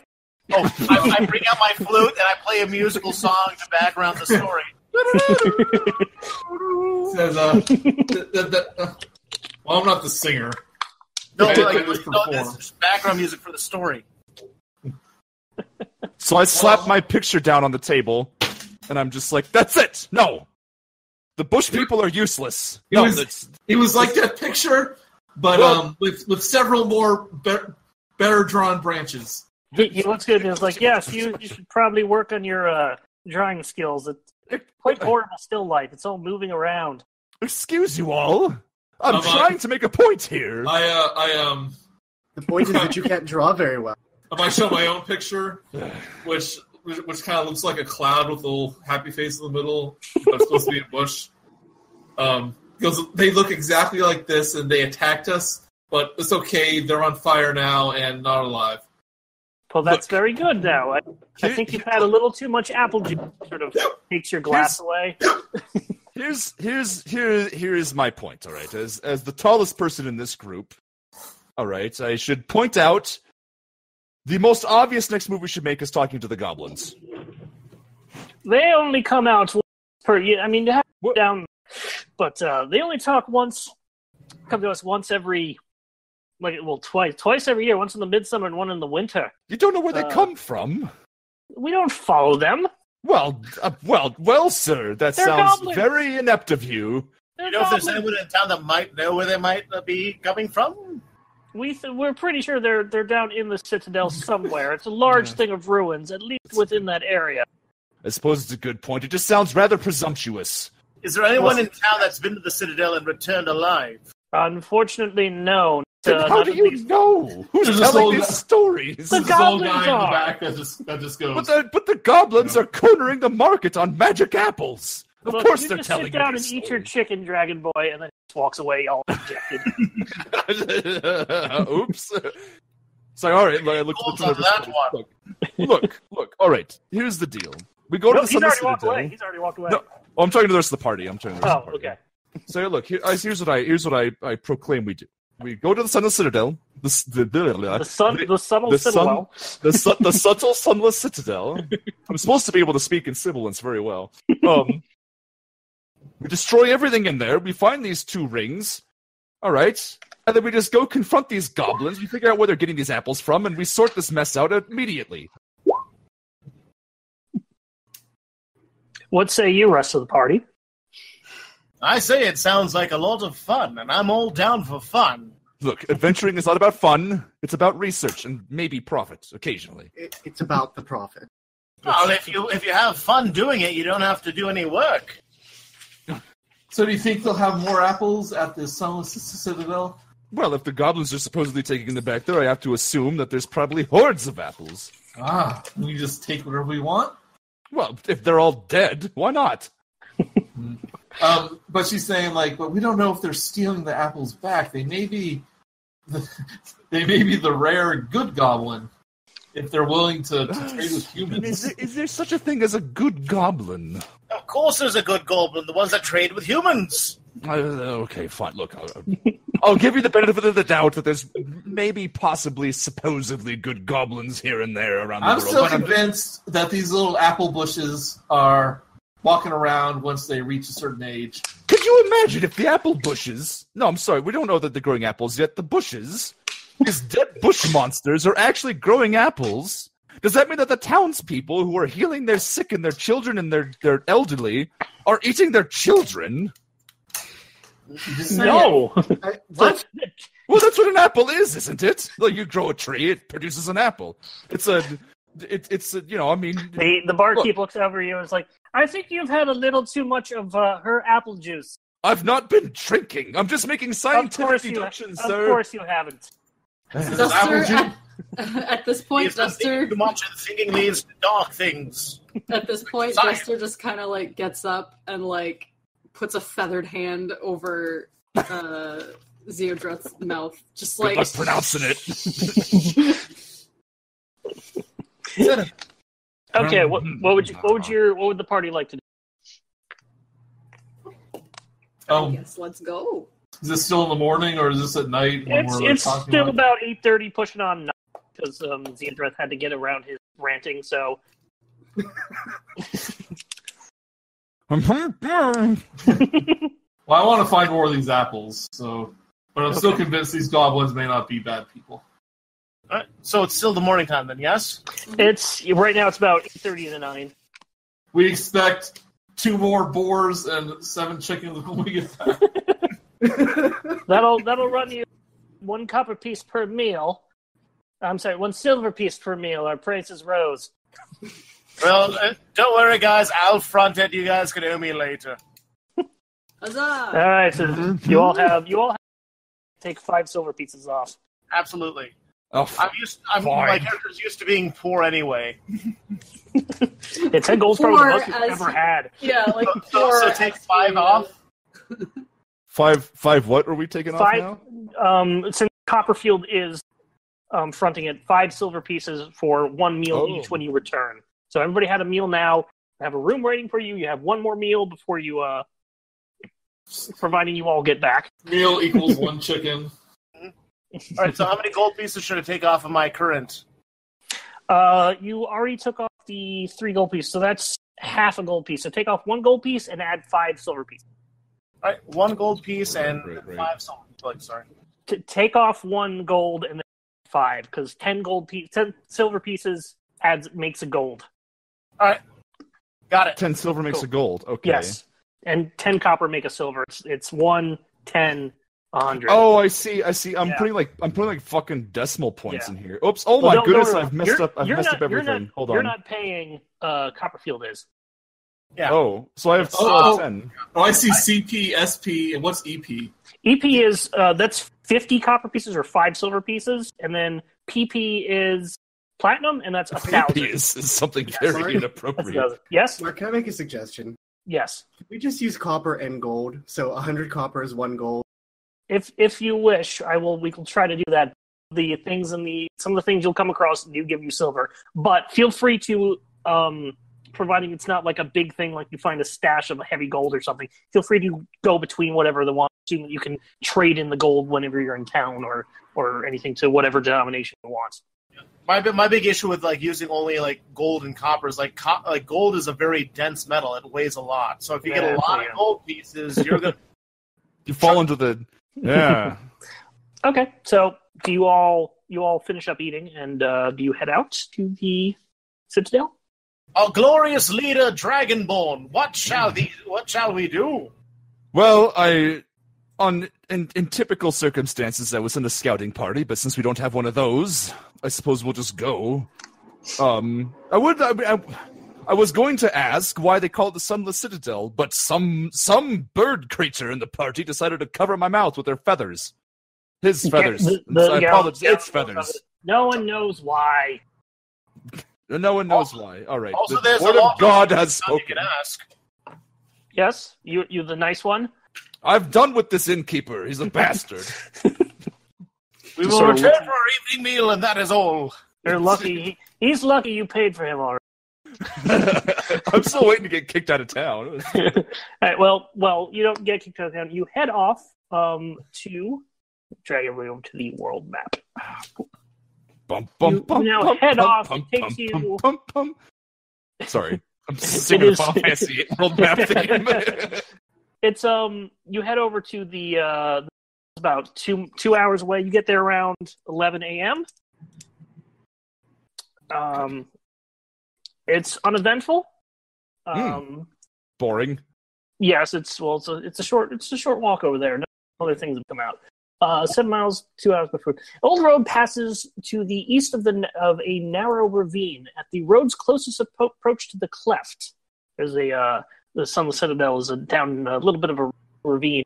With the narrow approach to the cleft, several broken pillars jut from the earth where the ravine widens. 2 of the pillars stand straight, but most lean atop a sloped earth. Others are broken, and several have apparently fallen into the dark depths of the ravine. A few similar pillars are visible on the opposite side of the ravine. A sturdy knotted rope is tied to one of the leaning pillars on this side of the ravine. There's no map just yet, so use your imagination. Actually, if you look over, you're right here on the little gray, black and white part of the map. There you go. Oh, yeah. So there's a rope going down. Yes. And there's a note. Or was it a rope or note? Rope. Right. So it's the Sunless Citadel because it's in this ravine. Well, I think it was called that beforehand, but all you know is that you have no idea why it's called the Sunless Citadel. They were just asking for it to fall into a ravine. So I step up to the edge of the ravine and I peer in. I'm very curious about this location. I'm very curious about why they name it this and where this ravine has come from and all that. I used detect magic. Is that a What? It's not a cantrip. It is a level 1 spell. Keep in mind when you use a spell, you have I believe 2 spell slots. How many spell slots? They should 2 be slots. 2 slots. You don't get those back until a short or long rest. Yes, but my thoughts are, because people don't normally return from this place, I want to make sure there's nothing when we're going into this place. I just wanted to make sure you were aware because you're a player. Okay, you use use detect magic. Oh, what did we and roll? I hit the button. Yep, it just breaks up the information, which is nice. You don't see any in the visible distance on either the rope or areas, the rocks surrounding the ravine or the pillars. They don't appear to give you any aura of magic of any sort. You feel it's not magical, at least this area. All right, crew, the entrance is at least untainted by the curses of the wizarding folk. Well, I look over at Jim Copperfield over here, and I say, like, "Oh, yeah, Jim, it's a good idea, good move there." So I try to peer into the ravine, though. I try to look. I try to see to the bottom if I can. You notice it's about 50 feet deep. Oh, so no jumping in, I suppose. Now, do we see like the entrance of the citadel down there? Or? Not from this. You can see there seems to be some sort of raised platform of natural rock down where you can look down. Yes. Do you think so? You know, considering I'm a sage, do you think that I would have any memory of reading about such a location or anything similar? Make a history check. Oh, I was trying to provoke a roll. Is what I was doing there. let me bring it up. Let me just click on my looking into quite rolling. Jesus, wow, 23. So with the 23, you know that ravines. You know in this area that this ravine doesn't seem to be. It seems to be like maybe like from an earthquake or some sort of just natural thing that has the area have sunken down. You don't know anything historical or magical about it. But you do know that it seems like a natural sort of a world-shifting occurrence.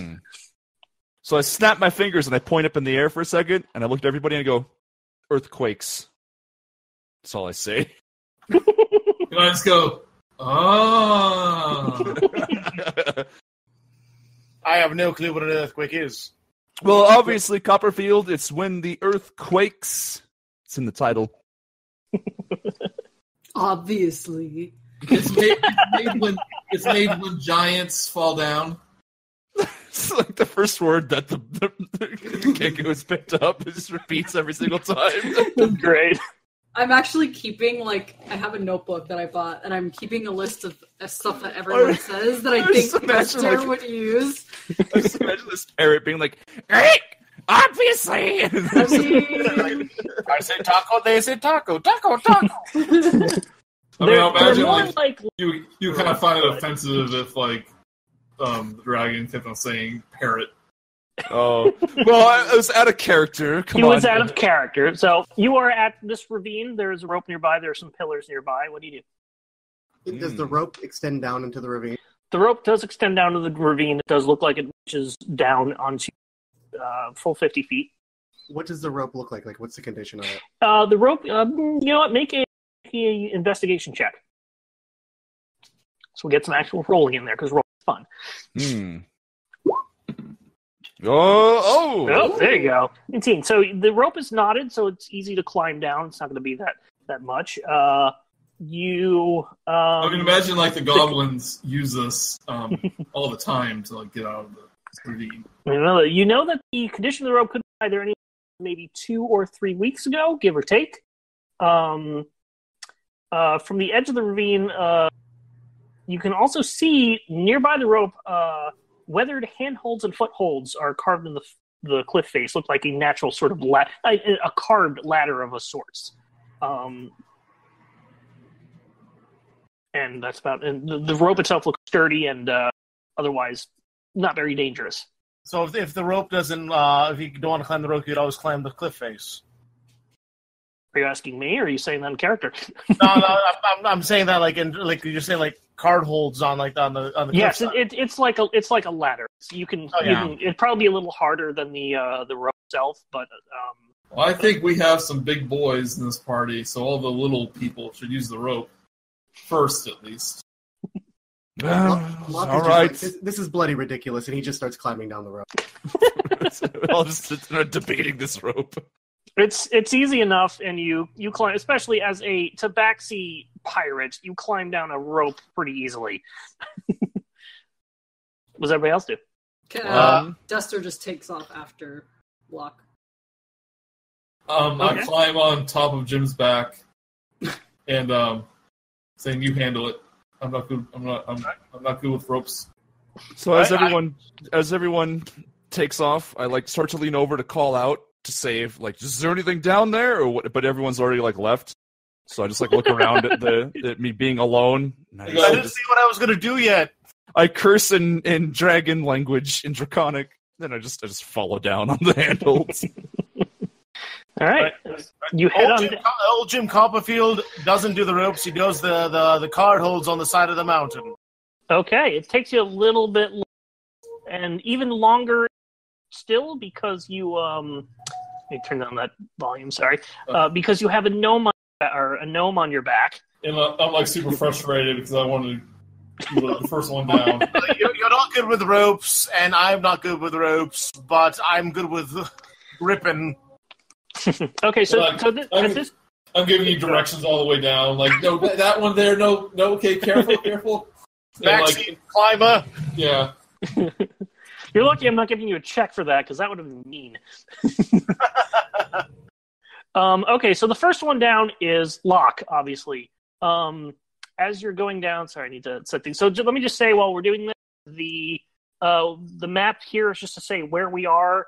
It's not necessarily being used as combat. If we need to, we can. I'm going to try doing this theater of mind, so I will be describing the combats, and you can see the location where you are.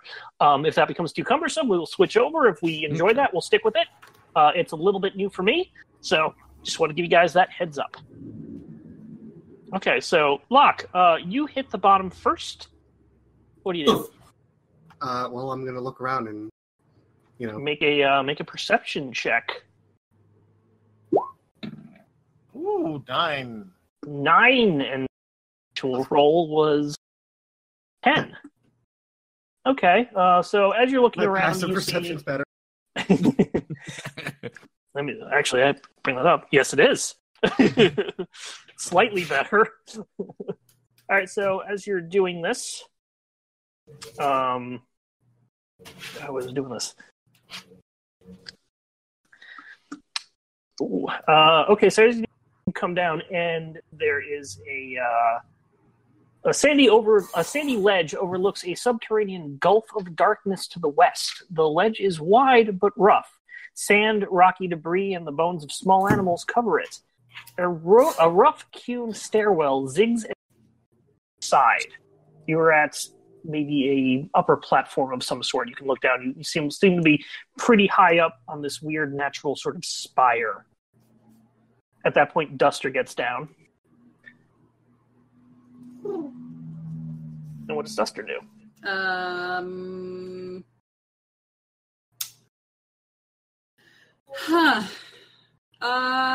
Yeah, fuck it. I'm also gonna look around, because why not? Okay, give me a perception check. Oosh.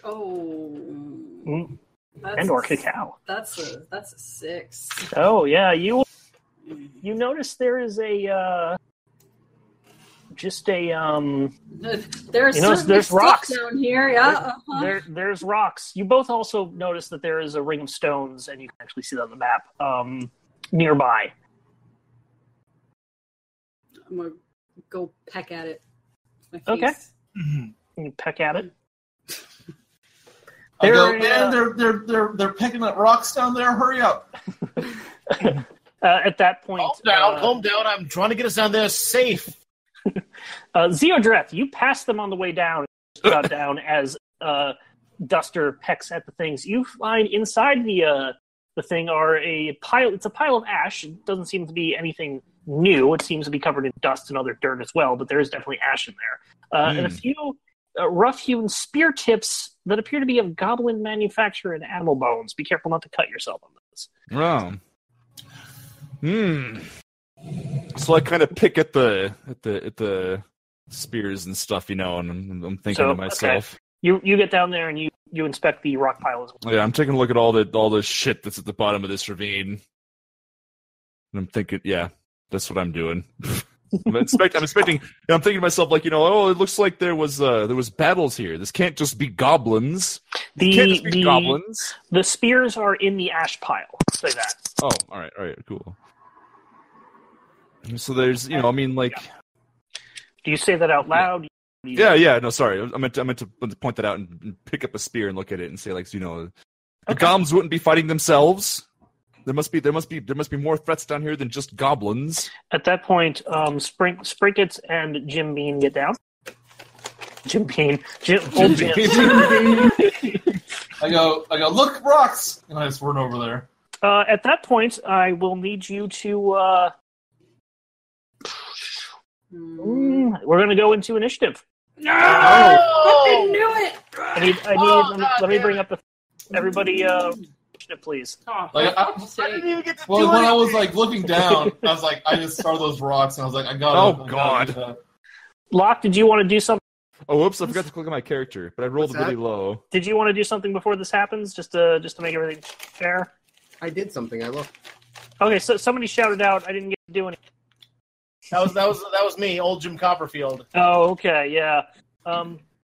I rolled a 4, by the way, so I can edit it Me manually. and Joseph rolled the same. You can edit the turn order thing. You should be able to edit that. Can you guys see that? Oh, really? I can see it, but I don't know if I can edit it. Click on it. You should be able to edit. I can move it. I don't think I can edit it though. Actually, clicking on the initiative number. Oh, really? Mark, you have to put mine in though. Remember? Is yours not in there? Oh, yes. Well, that's the thing. You can do that as well. You should be able to do that as well. Maybe this can't. I can edit mine once I've rolled it. Okay. What did you roll, Duster? An 8 total? Yeah, me and Joseph rolled the same. Okay. So do you want us to re-roll? No. No? Okay. You guys choose who goes first. You're actually going to get everybody. They're actually going to be a surprise round on this because they rolled pretty high. 3 giant rats come out. Of the ash pile? Not of the ash pile, nearby. They were alerted by Sprinkets going, rah! Giant rats. They rolled really well. Jesus. So there are 3 giant rats that come out. Let me trying to get a good way to actually add this. So this isn't representative of the rat. I just need it to be able to click on things. It's part of my backstory It's part of my backstory that my parents were killed by giant rats, so this is a character-defining moment for me. Do we want a quick bathroom break? I need to use the restroom. Okay, go ahead and do that. I'll set this. Okay. Can I retroactively say that I saved a morsel of my dinner? You can try that on your turn. Okay. Were you eating like a chicken leg on the way down? Your fingers were all greasy? Uh-oh. Possibly, yeah. I'm a little off my game because it's been like 2 weeks since I've actually done this on Roll20. But the rats actually rolled a pretty high. Well, you would think I would... So, I mean, have you placed the rats on the board yet? Or We're not doing this one by the board grid. We're just using a smaller area. I'm just going to describe this to you. I'm just putting it out there so I can grab their information. Well, I am right by the circle of things. Yes, so they all kind of come up from the edge, not necessarily the stairs, but they were alerted by you. So as you're running, they're going to come over and attack you. At least the first one. So the first one, let me actually set this up in turn order. Oh, we're on break, right? We're on break, yeah. I'll be right back then. Oh, yeah, go ahead and take a break. Everybody take a bathroom break. Whatever.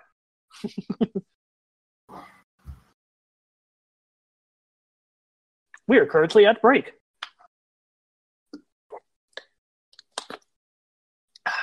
Who's still here? Nobody. I'm here. Oh, hello. How am I doing this DM so far? You're doing fantastic, and I already know what I'm doing. Find out my next move. All right, yeah, you got time. You are. What was your initiative? 14. So I gotta update that because it didn't get updated. 14. Joseph was 8. Duster was 8. I rolled the highest. Block was 9. Yeah, you were 14 this time. Casey rolled a 4. Jesus Christ. Yeah. I was very busy looking at the spear. I was like, oh, what's this? Well, This you is are holding the spear right now, so. Oh, that's a good point, yeah. All better right now. I have rations in my pack. Can I use some of those for my animal handling? My animal friendship. No. Your animal friendship's different. It's a what does the animal friendship spell say? Actually, if you can click on it, I need to have a morsel of food with me, and also you can do. The rations usually either beef some sort of jerky or nuts and berries. So you'll be able to bring that out. I can edit my thing. Let me roll initiative real quick. There it is. Now I'm going to change that to a 4. Okay, you didn't see the other one? Did it change? Is it a 4? I had another one. There it goes. There we go. So can everybody see all their stuff on there? I'm not on the turn order list. They're not on the turn order. Okay. Also, while we're in the middle of this, Mark, can you make everyone else's profiles visible to me so I can update their character cards? Very quickly, as long as you. Or just paste their stats, whichever's faster. Let me get these two things. I won't look at their backstory or spells or anything. I just gotta put their stats into the character cards. Here, Casey, I'm gonna. Or everyone just send theirs to me. Yeah. Whatever. Yeah, everybody send it. Everybody just to so I can update the stream. Yeah, that'll be the metagame. What did Jim roll? I rolled a 14. 14. Well, there you go. Good. I should probably start doing this by hand if the sheet. How do I send my character sheet to Casey? Just send him the. Look at if you look at the Discord. Or just let him do that. If you look at the Discord and see what Namir did, that right there works perfectly.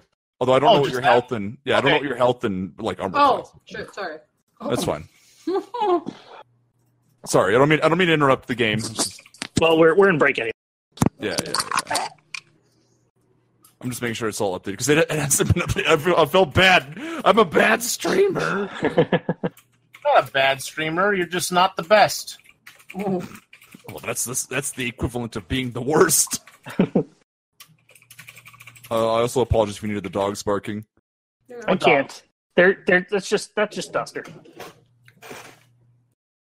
It's too bad you don't have like a soundboard. You can just.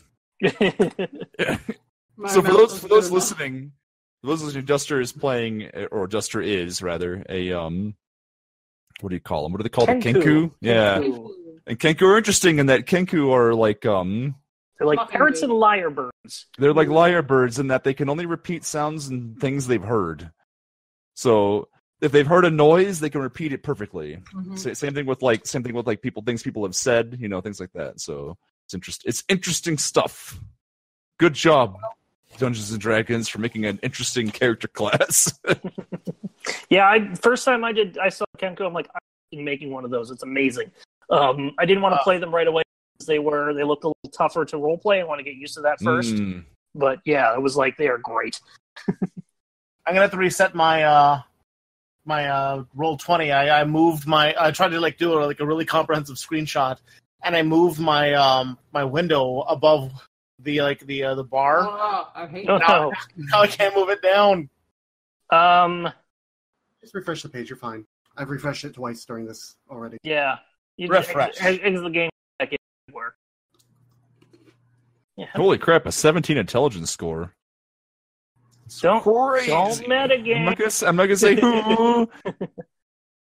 Yeah, because you're technically not supposed to. I mean, you can share the I'm smarter, but try not to let that. When I see 17s and 18s, man. Yeah. Like, oh damn, that's a really high score. Well, yeah, and it has to be a racial thing too, because point by only lets you go up to 15. Point by should let you up to 18. Racials and class. When I did point by, it only let me go to 15. I could be wrong. I rolled for it, and the max roll goes to 18. Yeah. Did you do point by? Yeah, I I did. I Yeah, just rolled for my stats. yeah. Rolling's fun. I like doing rolling. Yeah, everybody else seems to. Corey. You're the only one that went the safe route. Yeah, that's because when I roll for things, my very first roll. I apologize for taking a while. On Twitch right now. Yep, we're on Twitch. Hooray! Hi, Twitch. We've been on Twitch this whole time. What? I know, but we were on a break. I didn't know if that meant we were a break on Twitch. Nah. Is everybody back? Yeah. Joey, are you back? I'm back, and we're brought to you by Casper Mattresses. Yay! Yes, for all you, if you ever want to roll and disturb your partner. You can return your mattress after 90 days, no question asked, and they deliver it right to your house. Right, I almost said this person had posted something 120 on, constitution. On the Discord, is that okay? Yep. Mm-hmm. That'll be good. Okay, if we're ready, we'll start. So it's a surprise round at the moment. No! So surprise round means that nobody else gets to go. But actually, I could have. No, you know what? I used passive there. So yeah, nobody else gets to go. The giant rats get to go first. Can I ask a question before? Yes. Start combat here. So when you click on your character, there are 3 circles above you. What are those for? If you click on the gear icon, you can put some values in there just for reference. Oh, so you have modifiers. I generally don't do that, but the rats and the monsters that I've imported do. So.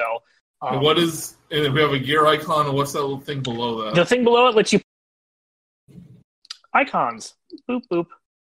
Oh, so if I'm dead, I can put it. If you're asleep or dead or something like that, it's easier to keep track. Okay. I don't see the list for Turner. It should be on the left.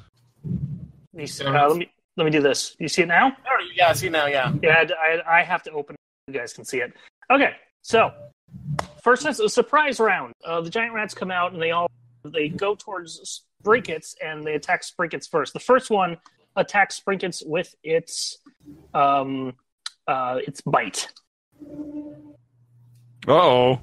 Oh, does a 16 hit? Should be public now. And that's versus my Is that armor class, versus right? your AC armor class? Yes.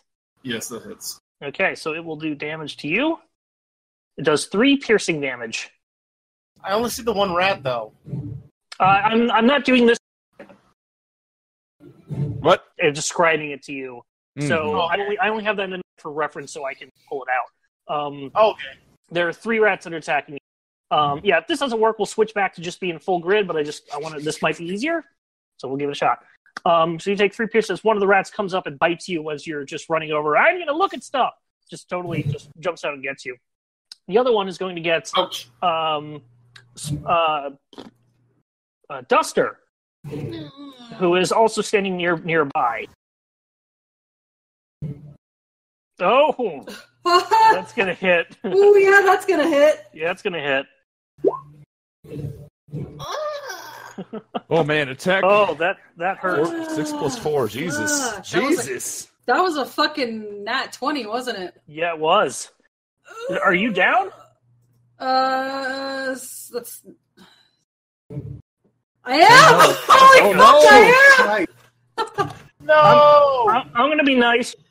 Very early, say that you are unconscious and not not unstable. So you are stable, but you're still down. The other rat is going to go after Zeodreth, who is also near the thing. Clearly, luck is closer. Obviously, rat. 10. Does 10 hit? Oh God. So wait.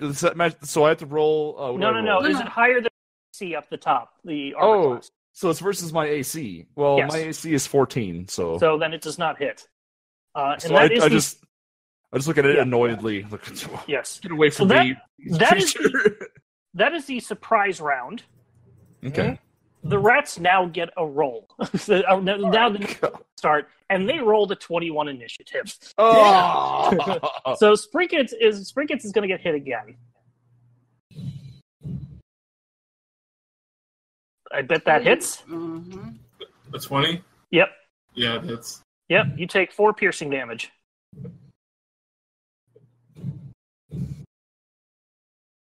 Okay. Okay. Let's say that, Jess, you're unconscious. The one next to Zeodreth is going to attack again. No. Is this trying to bite into you? 16. 16. I forgot what my thing is already. Hold on. It was a 14, was it not? It's a 14. So this one hits. Yeah. This one hits. You take 4 piercing damage. Uh-oh. And the other one is just, now that Duster's down, is going to run over to... Let's see who they run over to. We don't have, heavy armor guy to take these hits. We'll find out. The other one's lock and just bite and lock. Oh, son of a bitch. Jesus Christ. Oh, my God. What did it do? I got to see. Another Oh, my 20. God. You take 7 points of damage. Jesus. God. Are you also down? No, I have 2 fucking hit points. Okay. Oh my God. You're good for now. And that is the rat's turn. Jim, your turn. All right, I use my animal friendship on the one that attacked. And I want to make sure that I use some of my my morsel food from my rations to make sure that it knows we mean it no harm. We just came down here. Wow. Could you put it in the chat and see what the actual spell does? Yes. Click it. Hold on. Submit. You can choose a beast of the spell, otherwise must succeed. Charm. All right, just to let you know what Charm does, and I'll do this now for your entire party, but Charm just makes it so they can't attack you unless it takes damage from you. But we'll say that this one will do it for the entire party. So go ahead and lets you convince a beast. What do I roll? It's not 4 or higher, so it must succeed in a Wisdom saving throw. So what is your spell saving throw? It should be at the top of your spell sheet. All right, let's see your spells. Should be an attack. Spell saving throw is 12. 12. Okay, so this needs to be less than a 12. Nope, it passes. And unfortunately, it kind of turns and looks at you, and just goes back to chittering at Locke. So the spell did not work on him. Your food was not harmed though. All right, so the animals were not convinced by my friendship. Correct. What Nuts. would you like? So that's two spells in a day. Yes. Would you like to do anything else? Would you like to move further? I would like to move, I guess, far away into the corner. All right, so you move far away from the things. Locke, you are up next. Gonna stab with my short swords at the fucker that just bit me. Okay, go ahead. Oh, Nice. That does hit. Takes 3 damage. Only All right, 3? you stab at it. I'm sorry. You stab at it and get like a big chunk off of it, but it is still standing somehow. Well, bonus action, roll the other short sword. All right, go for it. That will do it. Roll for attack. Okay, and that's without my bonus? Yep. You know what? It doesn't even matter. It had 1 hit point left. So you come down with your other short sword. You just sort of like dice it. You get 1, 2, and you're like a sushi chef, kind of like chopping stuff up, or a hibachi chef at a hibachi restaurant, and just slice it in half. And one of the giant rats is down. Yay! Anything else, Locke? Well, there's one between me and Zeodrith, so there's one attacking Sprinkets. And Duster is down, but unconscious. I'm going to move over to see if I can aid Duster. Okay, go ahead and make a... Make a what? Medicine. -1.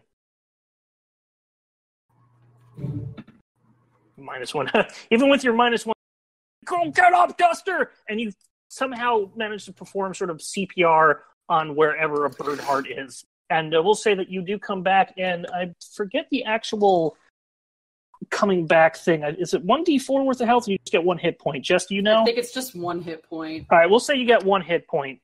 Yay. So you were back at 1. So you didn't even need to worry. I didn't know that. I didn't know it either. So it's like I got like a good amount of medicine in my my inventory. You know that now.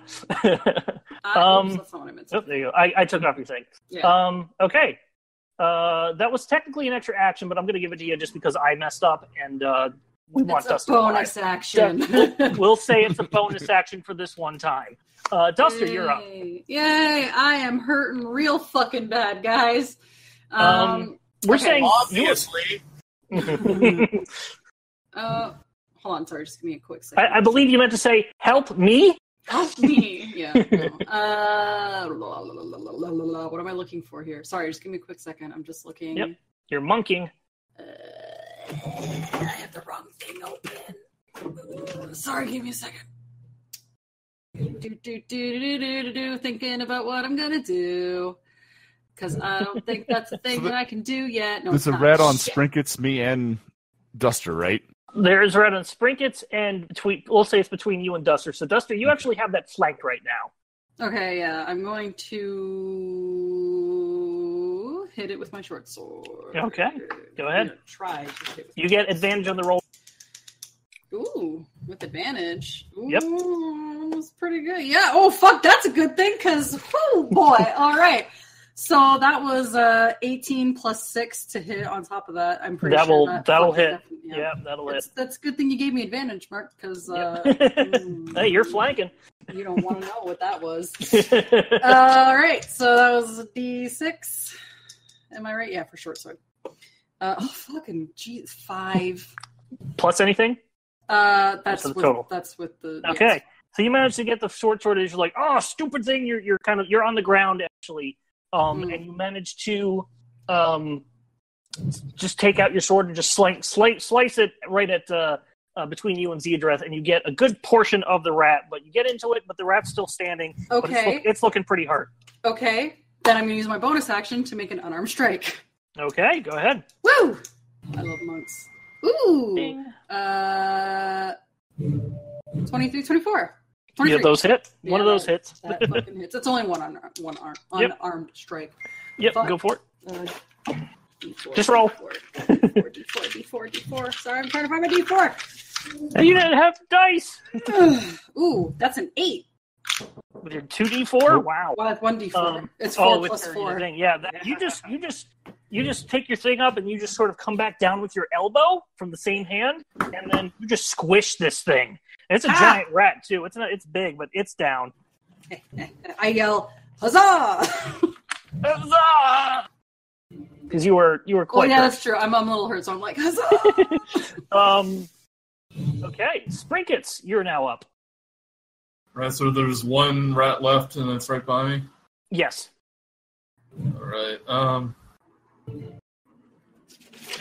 Well, since there's only, I wasn't gonna do an AoE spell, but since there's only one, I guess I'll do a magic missile. Okay. I have 1 HP, by the way. Same. It's 1 HP clubs. All right, so go ahead and click magic missile. Ooh. Then it automatically hits, right? Those automatically hit. So you just 3 Very missiles come out instinctive, yeah. after you just took this massive bite from this thing, being it like 4 inches from you, and it just obliterates it. Nice. It just takes the force damage, and it is down. And you have killed all the rats. And I go, rats! Sorry. What I do is I use my cantrip mending on every single person. That's not how mending works. Mending is an spell. No! You managed, I guess, technically make their skin sort of heal. Like that's for clear cuts and breaking. Yeah. If you want to, you can take a long rest, and that will let you get health back. You can take a short rest, and that will let you use your hit dice, or you can continue. We should probably short rest. That would be a smart idea. Okay. I can't really say that though as a bird, can I? I'll just look at everyone. You make a sound that is like snoring and stuff, and sort of whatever a medieval sort of siren health ambulance siren would be to indicate that you wish to. I just say, "Help me, help you, help me, help you," and then Oh, I need a break. Okay, so you all take a short rest. You can bring back one of your. That takes an hour. You can bring back one of your. Use one of your hit dice. You can either take the average or roll for it to see how many hit points you get back. Do we like make a fire around this stone circles? If you want. Okay, so how does that work, Mark? So what it does, during a short rest, you get to use your hit dice. You get hit dice back during the long rest. The hit dice you roll up to as many as you want, up to the maximum amount you have left. You have a maximum total, and you have the current amount. You should all have 1. You can either take the average, just because we're in a really shitty situation right now, or you can roll for it to see, and that's how many hit points you'll get back. My character is going to roll for like a medicine check to see if there's anything around that could heal his companion. Yeah, go ahead. So we hit this hit dice. Oh, fuck.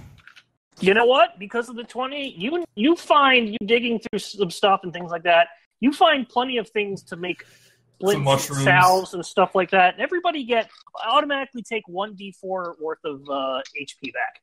Oh, I'm just going to go ahead and say, everybody just go ahead and do that, because he rolled a 20. I am what now did I back up to get? full A health. 3. Yay. Sorry, by the way, I had to run away for a second. People were wishing me a happy birthday outside the room. Oh yeah, shit! Happy birthday, Casey! I was like, oh. So I ran away for like a second. I apologize. Okay. Basically, we all have our health back. It's fine. Yes. Okay, so Like, I wanted to do this when we first dropped down, but like the surprise attack happened. I was going to do my medicine roll to see if there's anything down there for medicine, because it was like a battlefield. So are we doing a short rest, or? Yeah, go ahead and do a short rest. You get your. We have to use 1 hit dice? You can use up to as many as you. So if you want to use 0, you can. If you want to use 1, you can. You can take the average roll of your hit dice. And don't forget the 1d4 for the medicine that I found. Plus the 1d4 that the medicine you found. Oh, sweet. So we get the 1d4 plus. Go plus ahead whatever. and take your. CG, you rolled a. Wait. Say that again. Roll a 1d4. Yeah, I did that. There you go. Now, if you want to use it? your hit dice, you can. Oh shit! All right, what's my hit dice? How do I? Let's see. It's based on your class. It should be in your sheets. I can look it up forget. specifically. So what's I don't your know if hit it's point written max minus your Constitution modifier? Because you should have taken. Wait, what? So my hit point max my Constitution modifier. I'm confused. Because I'm your current hit confused. point, your max Actually, hit yeah, points where right is now it? should be your hit die number plus your con modifier. You're a sorcerer. Your hit dice is a 1d6. Oh, so I can just roll 1d6 and then. You roll a 1d6. You use that hit dice until we take a long rest, and you get half of your total back during the long rest, up to the maximum you have. It's a little weird, but you basically all have one hit die now. You can roll it until you take a long rest. You'll get it back. Oh, but we're not taking a long rest now, are we? You're taking a short rest, so you can. Yeah, I'm use going to those. hold on to it. I'm at a 9, so I'll be fine. Okay. So I get 4 back or 2 back? You get 4 back, so it's your Constitution modifiers. Well, I have 2 Constitution. Yeah, you get the total of the hit die. So, or you get Okay. 2 plus 2. It's what's in the chat. Oh, I see. It's a +2 there. Okay. In the chat, I see a 4, so you get 4 hit points back. Yeah, I'm at 7. Okay, is everybody short rested? Sure. Cool question. My Yes. Bardic Inspiration, can I do that at any time to buff everyone? I believe so. Is it a cantrip or it's an ability? It's an ability, I believe. Because I'm a bard. I should have Bardic Inspiration, right? Yeah, it should be down in your. I didn't. Yeah, write this down in your features and traits. Do you get that at level 1?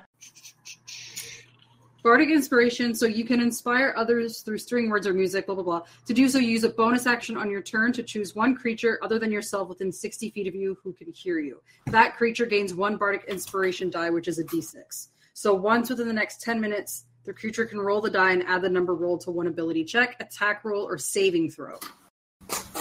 You get your number of uses is your charisma modifier. And you regain expended uses when you finish a long rest.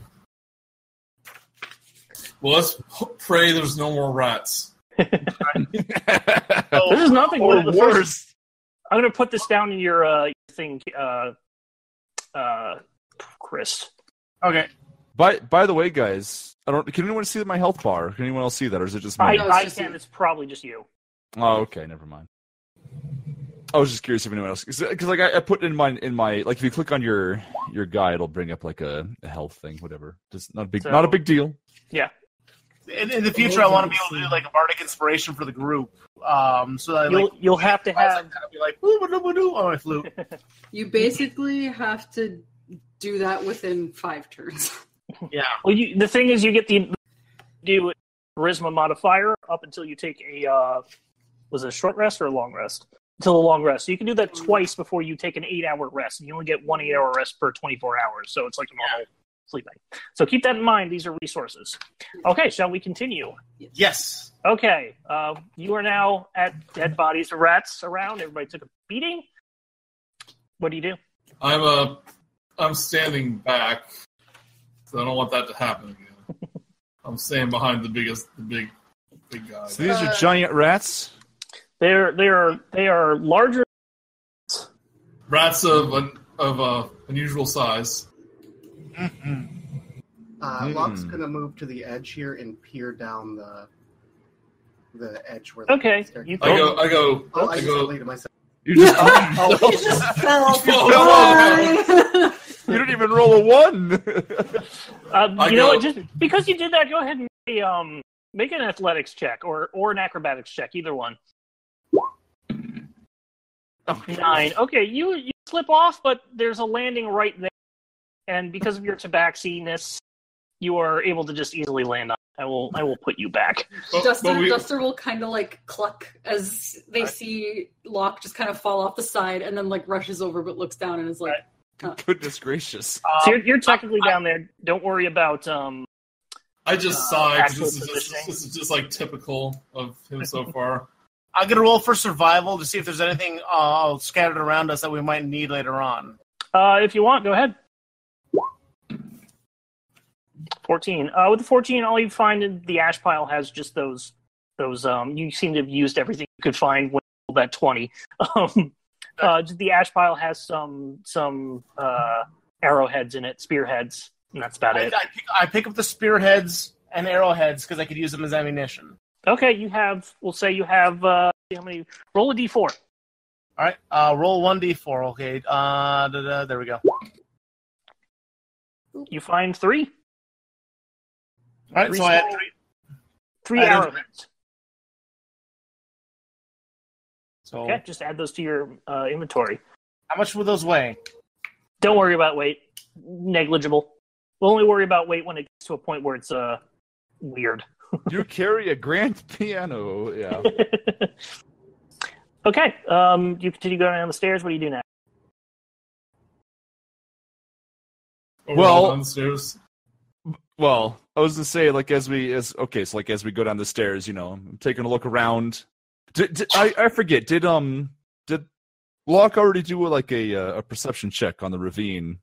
No, he didn't. Actually, thing for you, Chris. You found with your survival check, you are able to notice a humanoid footprints as well as rat tracks of unusually large size leading down the stairs. Unusually large size, did you say? Larger than normal rat. Oh. I see human tracks and rat tracks both going down the stairs. It is odd to see them both going side by side. I'm going to interject that these two might have been working in hand. So I looked to. You don't think they're side by side? They are not quite walking together. Well, since he said that, though, I'm gonna look to Sprinkets and go Sprinkets. Do goblins often travel with rats? I would say that sounds about right. Dirty little nice creatures that are probably all your short creatures. Probably, you're all pretty similar, I'm sorry. Well, you said it's a human footprint, not like little goblin tracks. Right? Yes, as far as Chris can tell, it's humanoid. I said those aren't goblin tracks. Oh well. Actually, Joseph, go ahead and make a survival check. You're looking at them now. Yeah, it's one of your skills, alphabetical. Oh my gosh, why are there 2? He actually had a disadvantage, so don't take 14 because it was the first roll. Yeah, you can tell that they don't seem to be goblins. They seem to be heading down into the thing, into the stairs, and they appear to be larger than goblins, medium-sized creatures. It's the Rattlemancer. Rat King. I did say there was more than a crazy old rats down here. And goblins, yes, that as well. What do you do? Well, I'm going to follow Locke down to the bottom of the steps where he's landed. For what it's worth, I'm okay. Well, you're a cat person. You know what you're doing. Duster checked up on you. It's fine. Oh, Locke's okay. All right, so as you head downstairs, for brevity's sake, is that there are 3 small landings along this route. The first one's about 60 feet above the bottom. Then the next one is about 40 feet. And then the next one is about 20 feet. I like how Duster moved behind Locke there. I'm taking these steps very carefully, looking for rats. Okay, make a perception check. Okay.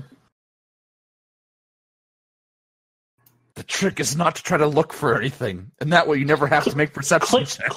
Click the normal at the top of your sheet, Joseph, where it's red and it's next to between advantage and disadvantage, so stop doing that. Oh, I'm sorry. Okay. That's fine. Yeah, just switch to that one, John. So 18. You don't see any of the rats. I didn't know I had that close. That's fine. There are no other rats around. You're quite sure. You don't hear anything. You don't see anything. You think it's pretty safe. Can I step out to the edge and peer out into the whole ravine? Sure. A fortress emerges from the darkness, the subterranean citadel. Though impressive, seems long forgotten. If the lightless windows, cracked crenellations, and leaning towers are any indication, all is quiet, though a cold breeze blows up from below, bringing with it the scent of dust and a faint trace of rot. I would like to roll a history check. Go ahead. What are you trying to learn? I just want to know if I remember it from the past. If I heard it about it. You, based on the known about the Sunless Citadel, it does appear to be the Sunless Citadel. why it's down here for whatever reason you don't know. It does appear to be the top. We'll say that you go ahead and go towards it. There are no other monsters there. We'll bring you to the next place. Can I? So you're down. You might have to scroll down. You're down in the bottom right. Oh, on this map. That is I a big see. map. I was going to say, I mean, like, I don't know if I'm stepping at a turn. I don't know how the turns work necessarily. Yeah, just unless we're about turns. So you just. I'm curious to know if this looks like it was built into the ravine or it had fallen in. It's pretty easy to say that it doesn't built into the ravine. Let me so it's built later than. Let me actually describe this area. The narrow stairs empty into a small courtyard where you are standing now. Apparently the top of what was once a crenellated battlement, so it's like where archers would take cover. The buried citadel has sunk so far into the earth that the battlement is now level with the surrounding floor. So it's at least one level down. The floor that stretches away to the north and the south, which you can see based on your areas, it's getting quite dark down here. So anybody that doesn't have vision will need a light source. None of us are humans. Those dirty mammals. I have dark vision. I roll a perception check. Okay. 12, 16. You don't have dark vision. You might want to see if you get a tinderbox portrait. The floor stretches north and around, composed of a layer of treacherous, crumbled masonry, which reaches to an unknown depth. To the west looms a surviving structure of what must be the Sunless Citadel. Its tower stands on the west side of the courtyard. With a 16, you do notice... what did you roll? Perception? You do actually notice that about closer to the door in the Gesundheit, roll for Gesundheit, natural 1. You do actually notice that there appears to be some sort of... how do I describe this? You notice that there's an unmortared edge in this one area that's sort of in front of the door, and you notice that it's a trap. It seems to be some sort of door mechanism to what appears to be a pit. Everyone, be careful when you go that direction. I point towards what I see. There seems to be some sort of trap that looks like a pit. Okay. Trap. Also, Duster, digs through their pouch and pulls out, this little, tinderbox and torch and just kind of, looks around and then looks at Locke and, holds it out to him to be like, help me. I roll for medicine to see if there's anything else that's on the ground that I can pick up for healing. You'd probably do that from now on. You probably do perception for that, but you don't see. Medicine would actually be doing the medicine stuff. I let you do it earlier just because it seemed to make sense. You were just trying to heal people. But we'll do that for perception. Okay, perception next. Okay. Yes. You probably shouldn't be doing that all the time, I imagine. Yeah, I want to make sure everyone's on health. We go to a desk, we see bones scattered about. Who had a health pack? So Duster, you were attempting to tell Locke to light my torch. Because Duster has little feathery fingers. They can't. Roll a persuasion. What do you do, Locke? He looks at her and he's just he just cocks his head to the side what do you want me to do? Help me. Oh, okay. He'll just light it.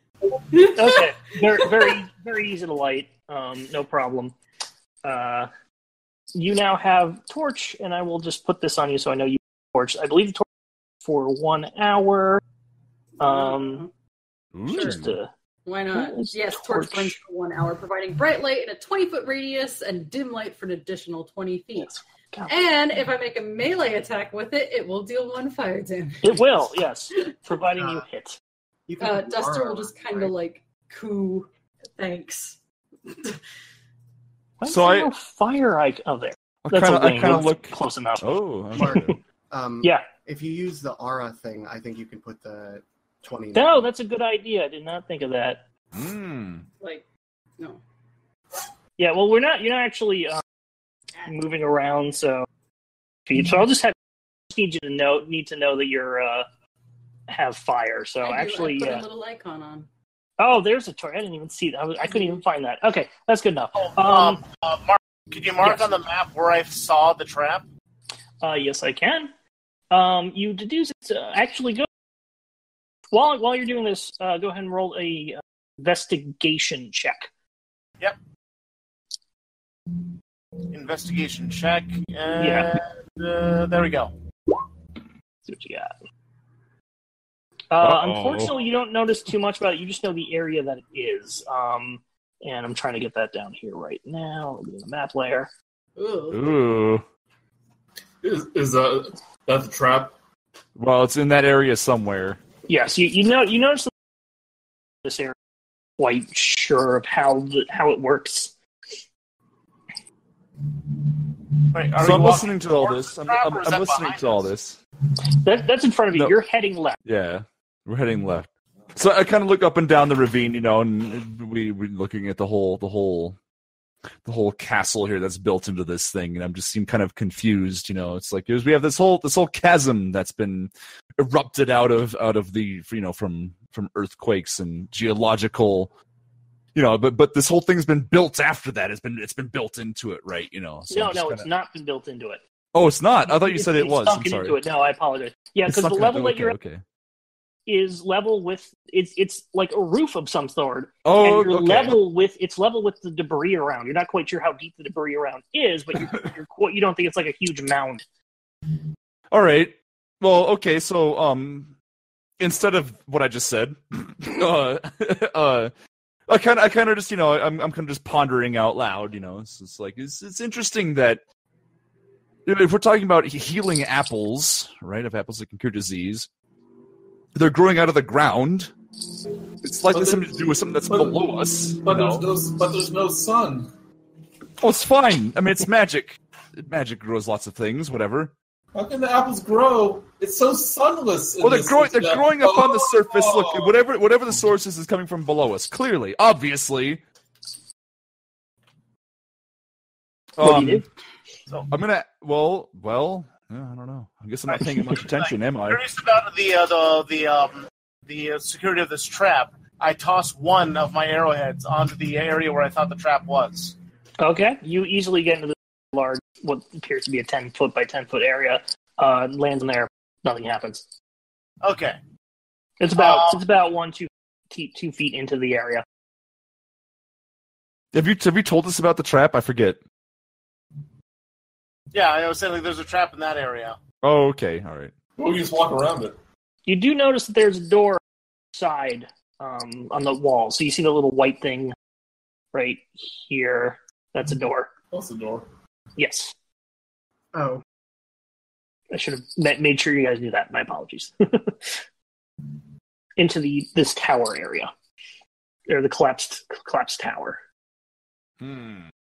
We need someone with really long arms to be on the edge of where the trap is and see if they can open that door. Are there any other are there any other entrances, like broken windows or anything like that I can see? Nothing that you can see that you can get in. Maybe a couple of windows around, just dangerous and filled with rubble. Do I have light feet or anything like that? No. I was saying, like, maybe if someone's light enough walks across that trap, they won't trigger it. We're level 1. We don't have anything cool yet. Well, I have a spear. Do you think it's heavy enough? Can't one of you magic people just magic the door open? Look, I don't have door open spell. That's not how it works. Jim Copperfield. Yes! Do you... Wait, let me think. I've forgotten what I was going to say. I forgot. Wait, never hold mind. on, hold on. What I was going to say. Sprinkets, what do you have? I have Mage Hand. I can try to open that door far away. Mage Hand. Yeah, so I also remembered what I was going to say. So, Joseph, oh my god, I had a thought. Sorry. If I have, like, one of my cantrips is mending. If I mend the area around, like, where the trap is, do you think it could halt it from triggering? it's got to be a single split, and this looks like it was possibly carved away and then just replaced with whatever is being used in the trap. Also, it has to be like a single less than cut. a foot in That's dimension. Joseph, however, Sprinkets does create a magic hand, and you go over and try and open the door. Yeah. Okay, door opens. You can see a little bit in standing. Let me. Where is it? There it is. Can I? Oh, okay. Yeah. Open the door. So you can see maybe about that while you're open to it. It looks to be just a large chamber. Now, did you say this trap was like spikes in the floor covered up by something, or what did you say the trap was? It is. You notice that there's in the ground that sort of like doesn't match the normal what you're standing on. Can I use my mage hand to create pressure on one of these blocks to see if it triggers something? Sure, go ahead. Now mage hand can lift something up to 10 pounds. I don't know if that's enough pressure to... All right, well, you will say you put 10 pounds of pressure down onto it, and the one right next to me. The trap opens. You do notice that as it opens that there is a... you notice two things. One is that there appears to be a maybe 2 foot wide thing on the back of it that lets you get access to the door. And two, you make a perception check, Joseph. Me? Okay. Yes. Little old me? Yeah.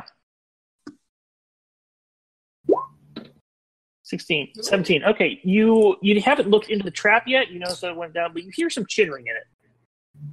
Oh, chittering.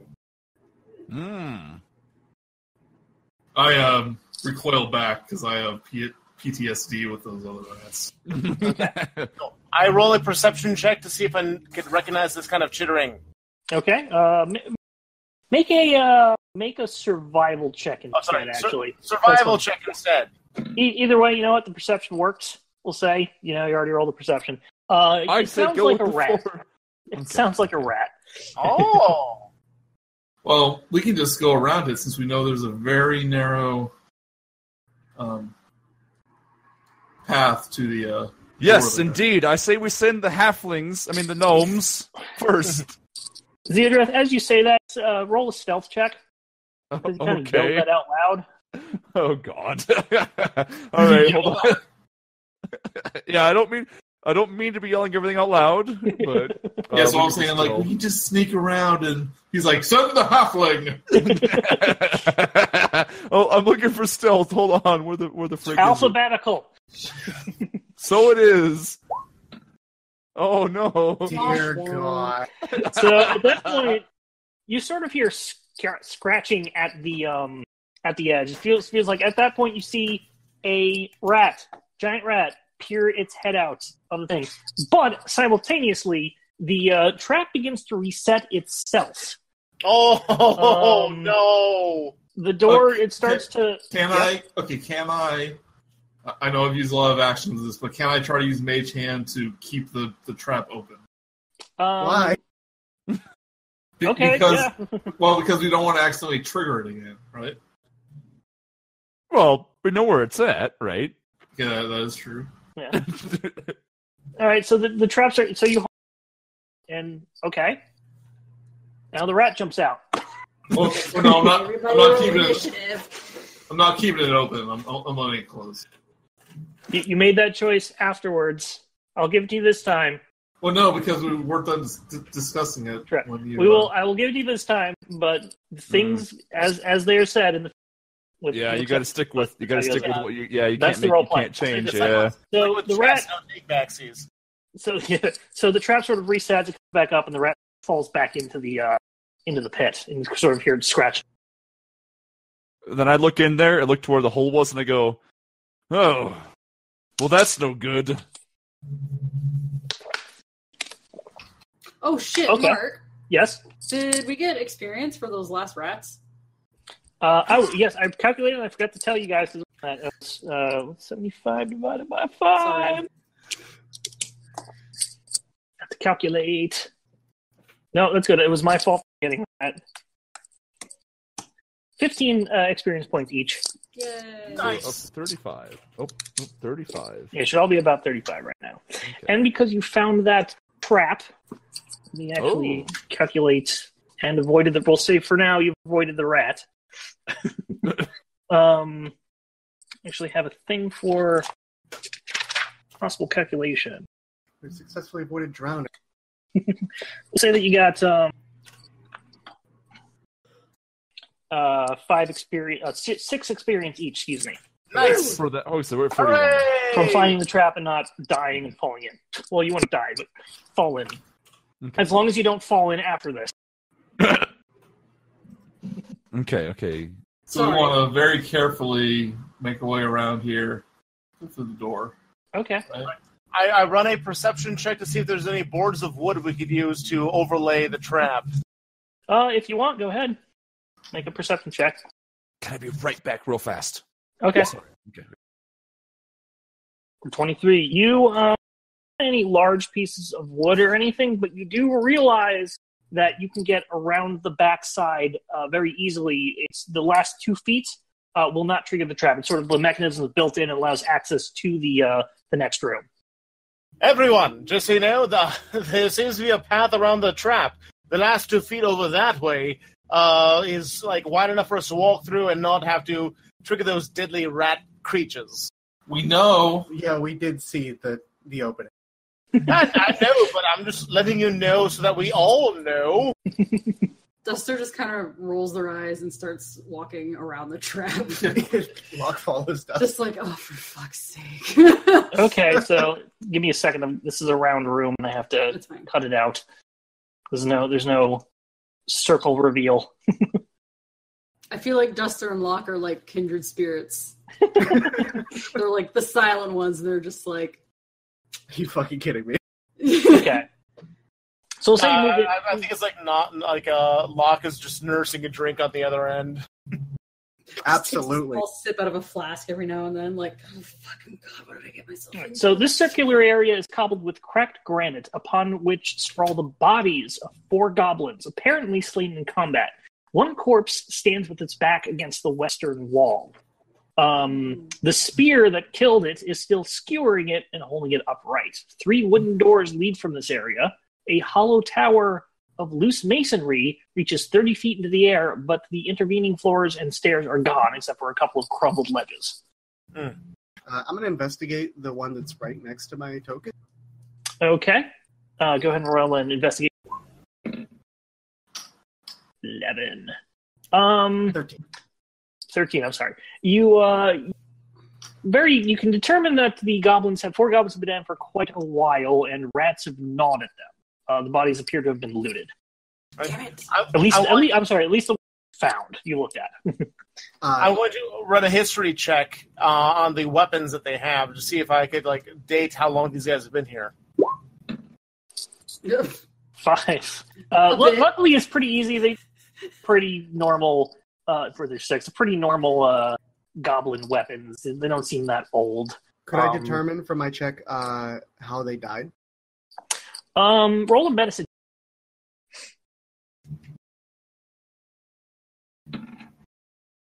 Oh, God. You take one look at it, throw up how disgusting it is. Natural causes.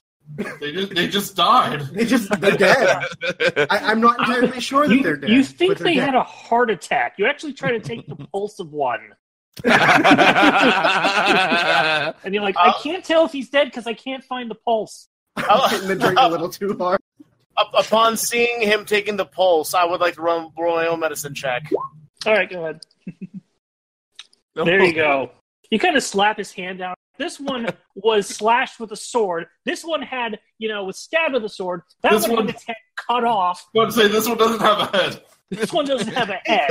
The one against death by decapitation. the one against the wall in the back was speared. And like I said, it's still being held up by the spear. So I think we know what the other party was up to, right? Well, I mean, absolutely. Rats aren't going to be carrying spears and slashing heads off. Unless there's a rat men. I still don't believe there's a rat king involved. These rat men kill these goblins. Can I roll to educate Sprinkets for a second on that there's no rat men in the world? What do you tell her? There's no mat. Well, I just want to say there's no such thing as rat men. I'm pretty confident that in D&D there are such things as rat men. Rat folk do exist.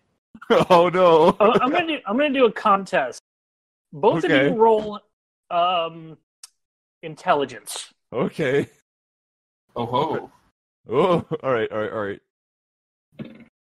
I rolled a 14. Not a save. A normal intelligence. Oops. All right. What am I supposed to do here? It just the numbers on the very left. You can hover over those. Oh shit! All right. Yes. See. Oh god! Yikes! Sprinkets seems more knowledgeable in the knowings of men. As a lady should. And I say, well, of course there aren't rat men. This is probably the previous party. I'm still not Dummy. convinced that there's rat men in this trench. Look, there were human footprints. Sorry, go ahead. Jess, go ahead. Where do you think the giant rats came from? Jess, go ahead. Can I go check out the door on the left-hand side? Yes, you can. What do you want to do with it? I want to see if it's open. Okay. While we sit here bickering. Go ahead and do an investigation check. Woo, Or do you just try and open? Or do you just open it? Well, I mean, I guess it would probably be the same thing, wouldn't it? I just want to roll a dice. Let me roll it. Ooh, that was a good roll. Sorry, did you say investigation? Yeah. 16, sorry. Okay, yeah, you try the knob, and it turns and seems to be opening, so it seems fine. Cool. And there's no traps. Do you want to go into it? Yes, I want to open it. Okay, I'll open it and take a look. I'm cutting out the area. That's fine, take your time. So you can see pretty much with your lights at the end of it. Still the torch, right, Jess? Yes. Everybody else should have dark vision. The masonry walls of this 20-foot wide hall are in poor repair. The far end has collapsed, as you can see on the map, filling the southern section with rubble. The western wall is much better shape than the other walls, and it holds a stone door with a rearing dragon carved in relief on it. The door has a single keyhole situated in the rearing the dragon's open mouth. Cool. Do you know him, Dragonborn? I'm still busy arguing with you about rat people. I don't know what you're talking Dustin's going to about. turn around and, squawk. I run a history check on the relief. Go ahead. Oh god. It's a relief. You're pretty sure that it's a relief and a dragon, and that's it. You're not even sure if it's a keyhole. I was going to say, you said it's a keyhole, right? Yes, there is a key. There appears to be a keyhole in the mouth of the dragon on the door. Mm. Is it not open? It's like closed. Excuse me, hello? Did somebody say dragons? I come walking over. Because I have thieves' tools. I try to look over both of your shoulders to peer at the keyhole. I'm gonna see if I can recall anything from memory about this keyhole. Make a history check. I'm done with this conversation about rat people. Obviously, they don't exist. Clearly, obviously. All right, history check. And I'm 17, 21. That's a damn good roll. I have a really high history score anyway, so. Okay, yeah, you notice that this is appears to be an older carving of a dragon. You're not quite sure what the dragon is, who it is, or if it's actually a physical dragon, but the carving is quite old. And this is before they knew what dragons looked like, so it's not quite right. It's like a Chinese dragon. And that's inside the room that we just opened the door to? Yes, this is in the... I ascertain we require a key. Duster will go over with their thieves' tools to try to pick the lock. Did we search the goblins before? Like the dead goblins? We did not. You didn't search them, but you investigated them. bodies were looted. I'm sorry. Yes, you did realize that Yeah, the bodies they were are looted. Okay. Well, I'm going to walk over to this other door and try to reach the knob. Locke will follow Sprinkets over. Okay. Split up the party. The door opens pretty well. I mean, it's okay for a door. You can reach the knob. I have to use my tippy toes, but I can get it. So we'll say are you peering in? Yeah. Okay. So it just appears to be a long thing. Nothing. There's a door to the to your left at the end, and the door to the right. Locke just calls over to the other party. We've got another hallway over here. No! You two! They've got her to the hallway over there.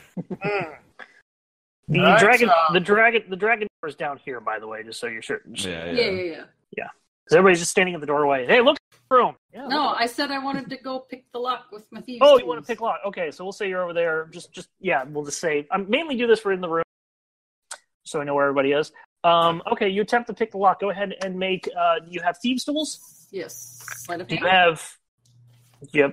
Do you have proficiency with thieves' tools, or do you actually have thieves' tools? I have. Blah, blah. I am proficient in thieves' tools. But do you have thieves' tools? Yes. Oh, okay. Go ahead and make a dexterity check. Oh, you want me to do dex, not sleight of hand? Would it be sleight of hand? That hand's pickpocket. Yeah, it's dexterity. Okay. Oh yeah, you're right. Yeah. That's what the thing told me. 16. Wait. Good. Yeah, 16. Sorry. With you have proficiency, so you get advantage. No, you don't. No, you just get a proficiency.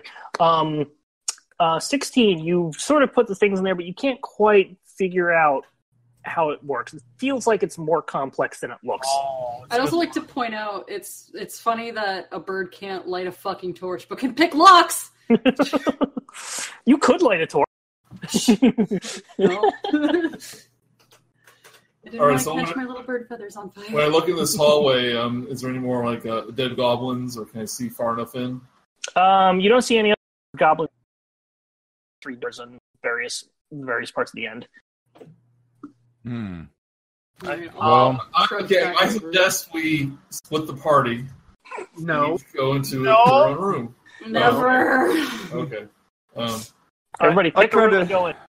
Well, on my way over to the other the group, hallway. to the main group, I kick one of the goblin bodies over. It's kind of like, ugh. Which one do you kick over? This one that I'm right by. This one here. Okay. All right. Kicks over. That's the one without a head. All right. I just kind of make like a noise and. You head up see the this way head to group. anywhere? Have you seen Yeah, it? it's nearby. So and then I move with the group. And I decide I to just trail go- behind. I say we go down this main hallway right here because we can't get through that Dawn Dragon door. Okay. We check. Obviously. So we And roll perception to make sure the hallway is clear. All right. Go ahead. Yeah, it looks pretty. From where you're standing, it looks pretty clear. You don't see any traps or anything. Everything's good to go, guys. Yes. Says the old orc. I also look into the hallway and take a peer in there. All right. Roll an investigation check. I almost rolled in deception, which would have been silly. Weirdo. God damn it! I'm making a fool of myself. You can't. You don't see much more. Honestly, you only see 2 doors. Honestly. No, the orc is correct. The half orc is correct. Duster just kind of pushes past everyone and just. Okay, there are 3 doors. We need to stop. Guys, we need to stop being scaredy cats because the actual cat is a lot braver than us. The bird. Locke steps over Sprinkets. Excuse me. Dragons come down from the no, I kid. Okay, you hallway pretty empty except for the 3 doors. No traps, nothing. 3 doors down. 3 doors down. Yep. I want to. I want. I want to roll a perception check to see if I hear anything from any of the doors, like anything that sounds like out of the ordinary. Which door do you want to check? I want to check the one that is at the farthest left. Okay, go ahead and roll a perception check. Now, I don't want to. You put your ear up and you can hear what appears to be crying, not like a scared cry, but like a somber sadness cry, and it doesn't appear to be. You're not quite sure human or humanoid or something, but you can tell it's sad. I hear something on the other end of this door. It does sound like a bit of weeping, but I don't know if it is one of the, like, what race it's from. It does sound like it's melancholy in a sense. I go, are you sad? Hello? Oh, no. Yelling. Nothing happens. Oh, God. Joseph, haven't you played Left 4 Dead? So I clear my throat, and I step around everybody. And I go over here, and I just say, like, clearly, the answers lie through this door, and I just shove it open. Oh, shit. All right. Oh, no. As soon as you do that, Duster just goes, nasty bird. Let me. Dragons are just featherless birds. No, wait, we don't know what's in there. as soon as OJ Bean, the door just slams open, and 16 ogres appear. No, I'm just joking. crudely executed symbols and glyphs scribed in bright green dye decorate this large and irregular shaped crumbling chamber. A large pit in the center shows evidence of a recent fire. Oh, recent. Recent fire. A metallic cage in the middle of the southern wall, down the bottom there, contains a gaping hole that stands empty. On a small wooden bench draped with green cloth is next to the cage, and several small objects rest on it. A bedroll lies near the wooden bench, and the sound of whimpering comes from inside it. At that point, because you slammed open the door, what you hear from the sobbing just sort of like looks over. Who is it? Go away, Meepo. Meepo doesn't. Leave Meepo alone. Hold on. Don't be afraid. We're perfectly fine. We're just dragons and giant crows. What do you say, Jim Bean? I roll a persuasion. It's like, don't worry, we're not here to hurt you. You don't need to roll persuasion. He's fine. Oh, it's like he rolled anyway. Can we see what's making, like, who's making that sound? Can we see if it's you can see that this is a kobold. Kobold. He's just sort of sitting there, and he's the sole occupant of the chamber. Oh. We know. So we can see him. We can see there's a kobold in there. Yeah, he kind of just sits up. He's just sort of like, just leave Meepo alone. Remind me what a kobold in D&D is. I know it. They're a goblinoid. Go ahead. All right, can I harm, kobold. We mean you no harm. Can I bustle my way past these people here? Before you do, since you keep taking actions, does Duster and Locke, do you? Yeah, correct. Sorry. Go ahead. Yeah, no, it's hard to keep track of everybody, so I gotta give it a chance. While they're doing that, can I just look at the crap that's on the table to see if there's anything worth taking? Do you want to go in that room? Yes. Okay. Yeah, never split the party. So Locke's gonna go in. All right, so Locke and Duster go in, and this whole party's in there. He's gonna go in, step over Sprockets, and look at this thing here. That's the big fire pit. Let's see. You were looking at the table? Yeah. Go ahead and just roll a investigation check, I should say. Oh, that's a 3. It just seems to be tools for some sort of animal handling. You don't even really know. It looks like, just stuff. All right, so I want to kind of, since I'm like the smallest one here, and I assume a kobold is kind of on the small side, I don't want to intimidate it. So I go, "Are you okay?" And start walking towards him very slowly. Just sort of looks at it like, Meepo, we lost the dragon. Lost the dragon? The clan's dragon. The wretched goblin stole Calcrix, our dragon. Was the dragon key? No, it was the dragon. It was a dragon. Like a whole dragon? Yeah, a whole dragon. You lost a whole dragon? Well, the goblins took it. Really? Yeah. Really? It was not a big dragon. It's like a baby dragon. Or like a kid dragon. It's a baby dragon. Can I step behind Sprinkets and old man Mick Copperfield it here? Yeah, go ahead. Go. Sorry, I wanted to run a medicine check to see if there's anything wrong with the kobold, like if it's well fed or anything. Oh, from okay. Yeah, sure. Make a with 16, you notice that he has some scars on him. They're not fresh scars, they're not wounds. They appear to be sort of just from some sort of animal. But like his demeanor does he seem to be well fed? He seems to be well fed, healthy for a kobold living in a sunken ruin. I'm looking up images of a D&D kobold, and they look to be like little dwarf dragons. So, they are goblinoid. They're so cute. Zedreth, would you like to explain what a kobold is? I do over the top of Sprinket's heads and next to Copperfield over here. Okay. And I look out. I kind of ignore what they're saying, and I look out at the kobold. It's like, oh, kobold. Hello. You're a dragon. Well, I am a dragonborn. We are both descended from dragons. I might be a little better at it than you, but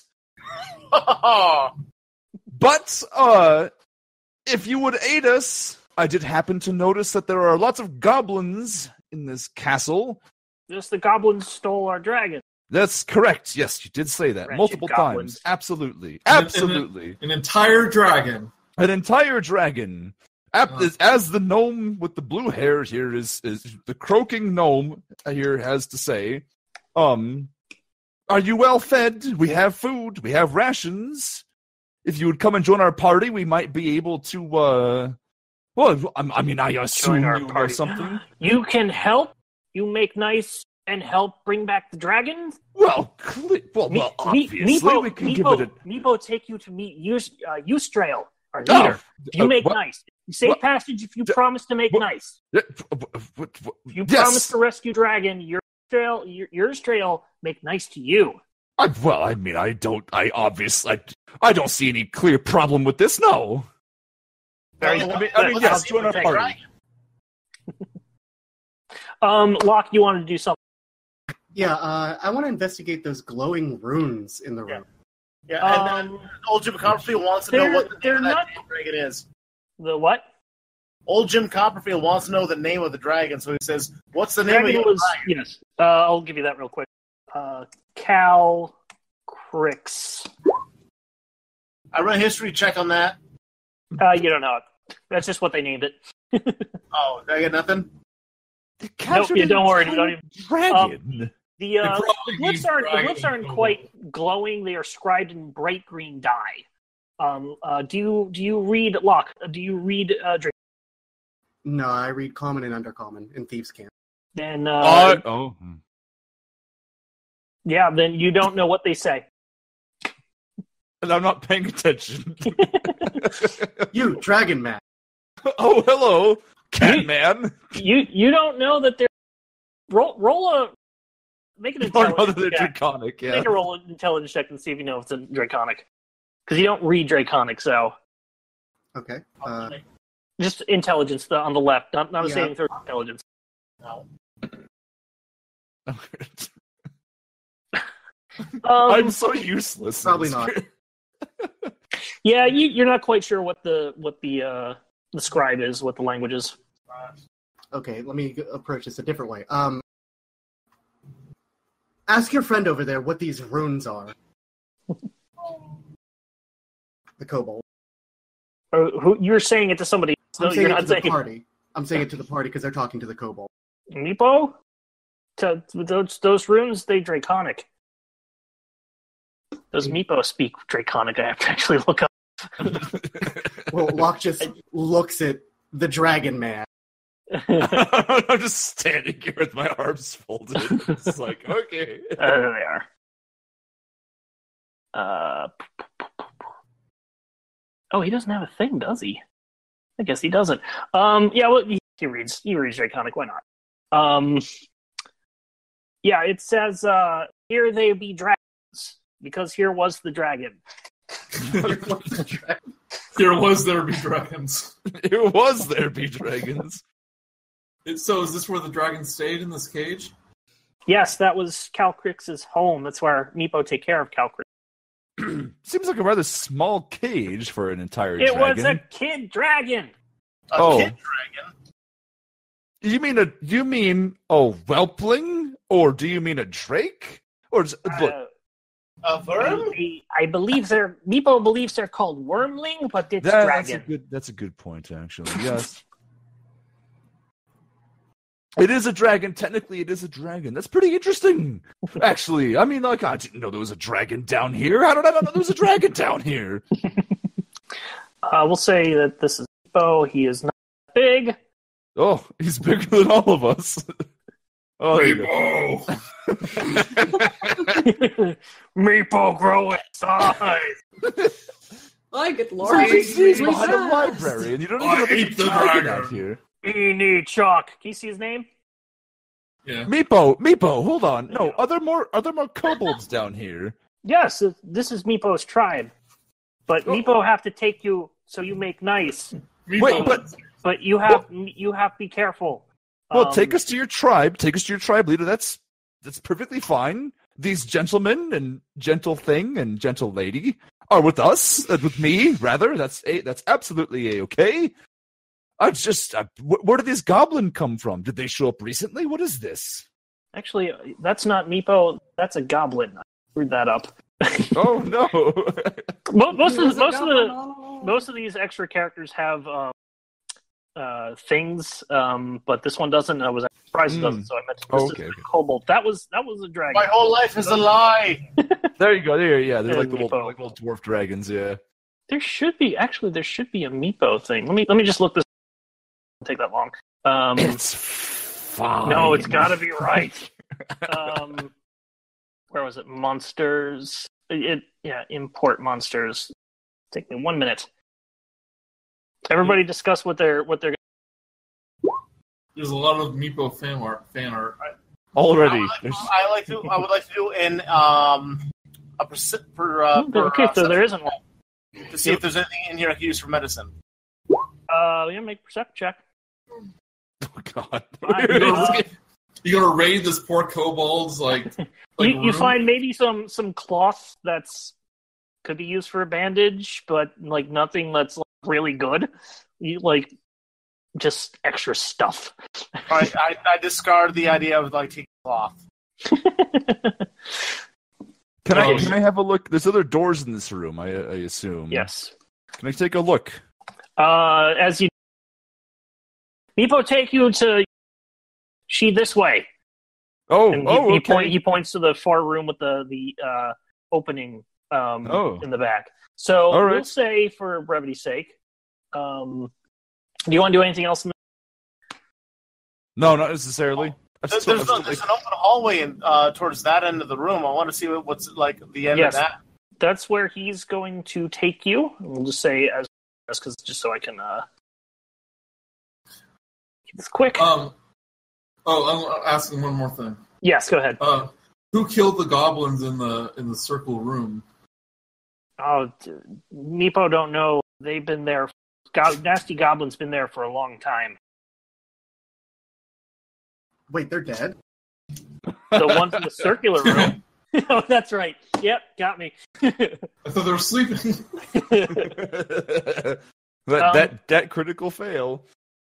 Okay, so Meepo brings you into, he shouts out in a word in Draconic. Anybody who understands Draconic, so you all hear the word, and Meepo shouts out "Ticklecorn" in Draconic.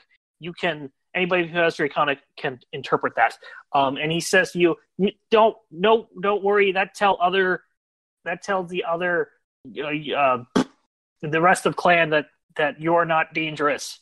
Tickle. That's the password. I'm gonna roll a deception check to see if he's lying to us. Insight. Roll insight. Roll insight. Oh God. You can't. But nobody's attacking you. So I just love that word. So I'm just going tickle cord. Tickle cord. Tickle cord in Dracon. Tickle cord. Okay, so as he does, we're heading up to midnight. So if you guys want to stop, we can. We'll just finish up this little area. Or if we keep going, I'm good for just a walk little up to him and go, "Happy tickle corn, everybody!" So he brings you into this main hall.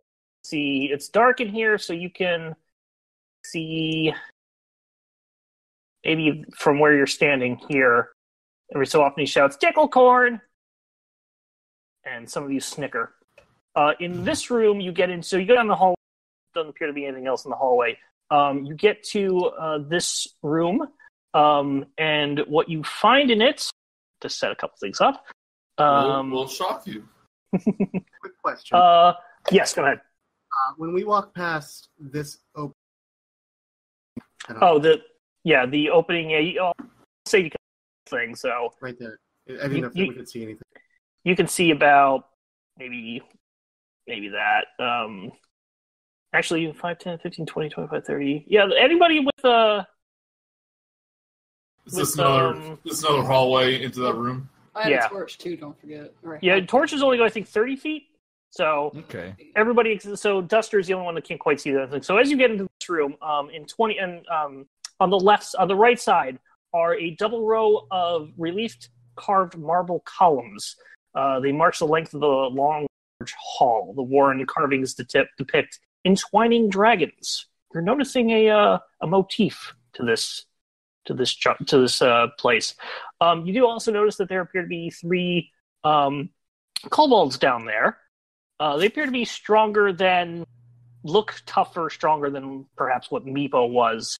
But they appear to be duty. Again, they are not that tall. I shrunk the map so it would fit easier on here, so everybody's just coming out normal size. On the other side, where this chair is, at the end of the hallway, there's several doors in this hallway. There's one at the very end as well. On the left side, you find 2 of those kobolds over here, and on the throne appears to be somebody. Appears to be a different one. This is the person that Meepo brings you to. It's a female. It's a female. Cobalt? Sorry. Yes. Sorry. I'm just trying to do once. I usually have this stuff prepped. So yeah. So, it brings you up to here, and a short throne stands near the hall, constructed of fallen bits of masonry stacked against an old altar. On the top of the altar sits a variety of small items.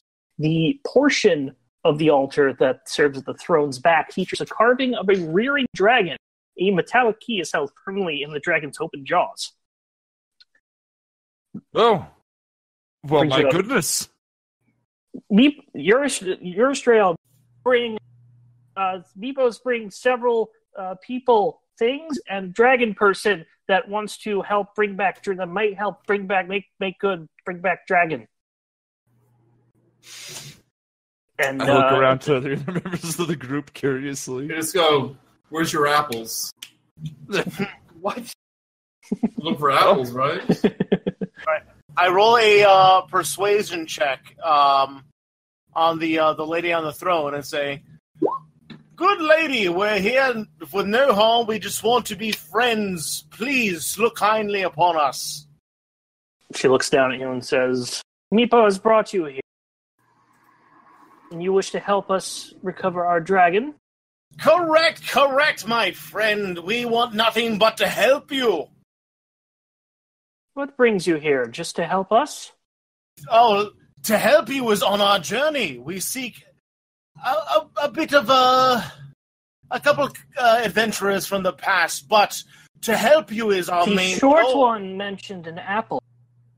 Oh, yes, they were on the journey of apples, but to help you and also to find some previous adventurers is what we're here for. Oh,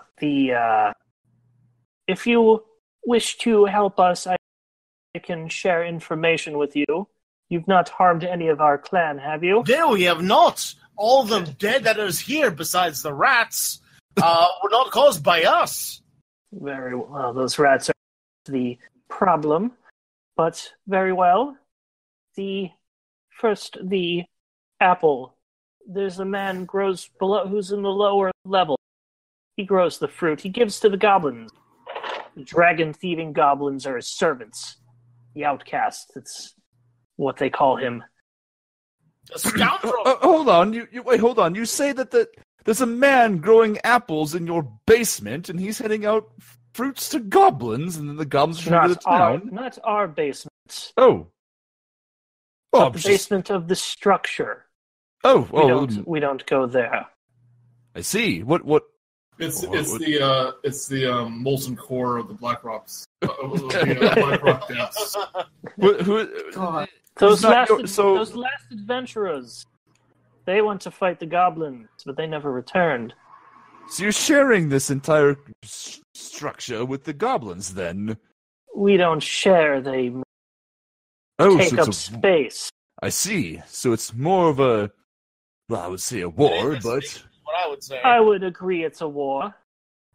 yes. We Well, don't if, like if it was an infestation, clearly, Copperfield, wink, they would be exterminated by now, wouldn't they? By the kobolds. Why don't you make a sleight of hand for the for stealth check? I'm sorry, stealth check for the wink. Oh shit. Oh, no. Well, let me give a shot. I gotta find stealth. It's an alphabetical order, Casey. Oh, here it is. Hey! A 6. 7 total. She sees you wink and looks over to Jim. You are making nice and mean no harm to us. Even you, Dragon One. Well. Do not fret about my friend. He is no niceties for... Enough. You are Jim Copperfield, you helpful idiot. enough. You are helpful enough. If you bring back the dragon, maybe we can help you. Meepo can go with you, bring you to where the dragon is. Take the back way. The goblins. We have the front way. It's a no goblin land between the two of us. But you might be able to sneak in around the back. What, is that it? Is that it then? How long have you lived here? How long? What's your relationship with the town nearby? What? The kobolds are the dragons. As the mightiest among my people, I've led a brave few to this ancient holy site. The dragons were worshipped long ago. We do not leave and discuss with those above. They don't seem to like us very much. The goblins, they seem to sell fruit once, twice a year. So they are selling fruit then. They are. Do you know anything? Do you know anything about tree what? people that grow berries? Oh, little stick monsters. The stick monster, absolutely, the stick monsters. Those are twig blights. They are pets of the outcast. They're more numerous below Twilight Grove. Well, I guess it's fortunate they're weak to fire, then, isn't it? Well, they're roaming free and attacking people. They haven't attacked us. Oh, I guess that's good if they didn't attack you, because you are the greatest of all people. Roll a persuasion check just to see if your buttering up and brown nosing works. I shall write songs about you. Yes, we are. Have an apple. We don't have yet. What? I can help you if you can bring back our dragon. So at this point, Bird Lady and boy has already found the dragon and came back. I was just about to say, Duster turns around and looks right up at Zeodreth and just gives him a good hard peck in the arm. What? I want you to roll. Make a stealth contest. Each of you roll not stealth, strength. Oh. Each of you roll strength. Oh, a strength contest or a stealth contest? Strength. Strength. You know what? I'll do it in here. Not a save, Casey. Just a strength. Oh shit! I'm sorry. My apologies. Do it in here. Why not? Where's my thing? So, what was it? What am I beating? You actually got it in. Why did that come up as a save? What? You have to click the little. Oh, both of you click the little thing on the left, not the saving throw one. Click my god! Sorry. I clicked 9. No, that's okay. Everybody's doing it. Yeah. Do you want me to re-roll it? Yes. I got a 9, despite that my save was also a 9. You must not have a thing in it. So can you press it again, Mr.? Do you want me to re-roll? Do you have a strength saving throw? Is that checked? Yes. The saving throw is the you get a take the bonus. Take the bonus off. Oh my god. Okay. Oh. Well, don't say it. You take the. You got a. I misclicked. No, I misclicked. Yes, you have a 15 on that initial one. So she does. She pecks you in the arm pretty hard, Zeodreth. You take 1 bludgeoning damage. God damn it. And then Duster just turns and looks back at the kobold lady and just goes, "Help you." Thank you. I like her. Oh. The bird person is very good. Anyway, if you wish to, yes. Well, I should point out that bird people do live in the sun. Locke just pushes past. Duster follows suit. Okay. So before you leave, Yushrel says, Meepo will bring you the back way and accompany you to find the dragon. Please bring it back, and we shall help you. Be wary of where you go. There's some places are off limits in this. Meepo will let you know which those are until we in our area. I wish you luck. Go with the Meepo. Okay. Go, Meepo! Which one's Meepo? They all look the same. I forgot to put the name on it. I'm sorry. I think it's the one closest to us. There you go. You should see it now. We have Meepo, Biko, Sheepo, and... That's right. You also don't see yours already all. And Steve. There we go. Mary. So Yes, Meepo brings you back to this room over here. Whoa. Now, you don't have to... Whoa. Now, that's what... Flash travel. Before you go over there, that's just where you're headed. Do you want to do anything as you're traveling over there? Because he's beckoning you to come. We are ending, like... Right now, we're ending. Right? We'll just say Okay. we're ending. Do you want to do anything? Oh, yes, I do. What would you like I to do? want to go to Eustriel, the beautiful lady. Yes. I go up to her and I say, hold on, I want to say, my lady, you are more beautiful than all of the gems within the mountain. Locke walks up, Are you grabs him by the deceiving her? scruff, and just pulls him. Are you deceiving her? No, I want to charm her. Okay. I'm actually going to have her roll against this. Like a compliment. She's Hold been so on. nice. Yes. Oh shit! It's going to be. So you managed to.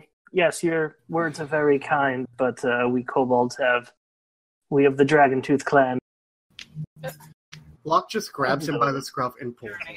Okay, Locke brings him. He's got you in a grapple. Oh no! Goodbye, old orc man. She just goes, that was weird. Meepo, bring you thing. Meepo, we go in back way. The up way is trapped. Don't go in there.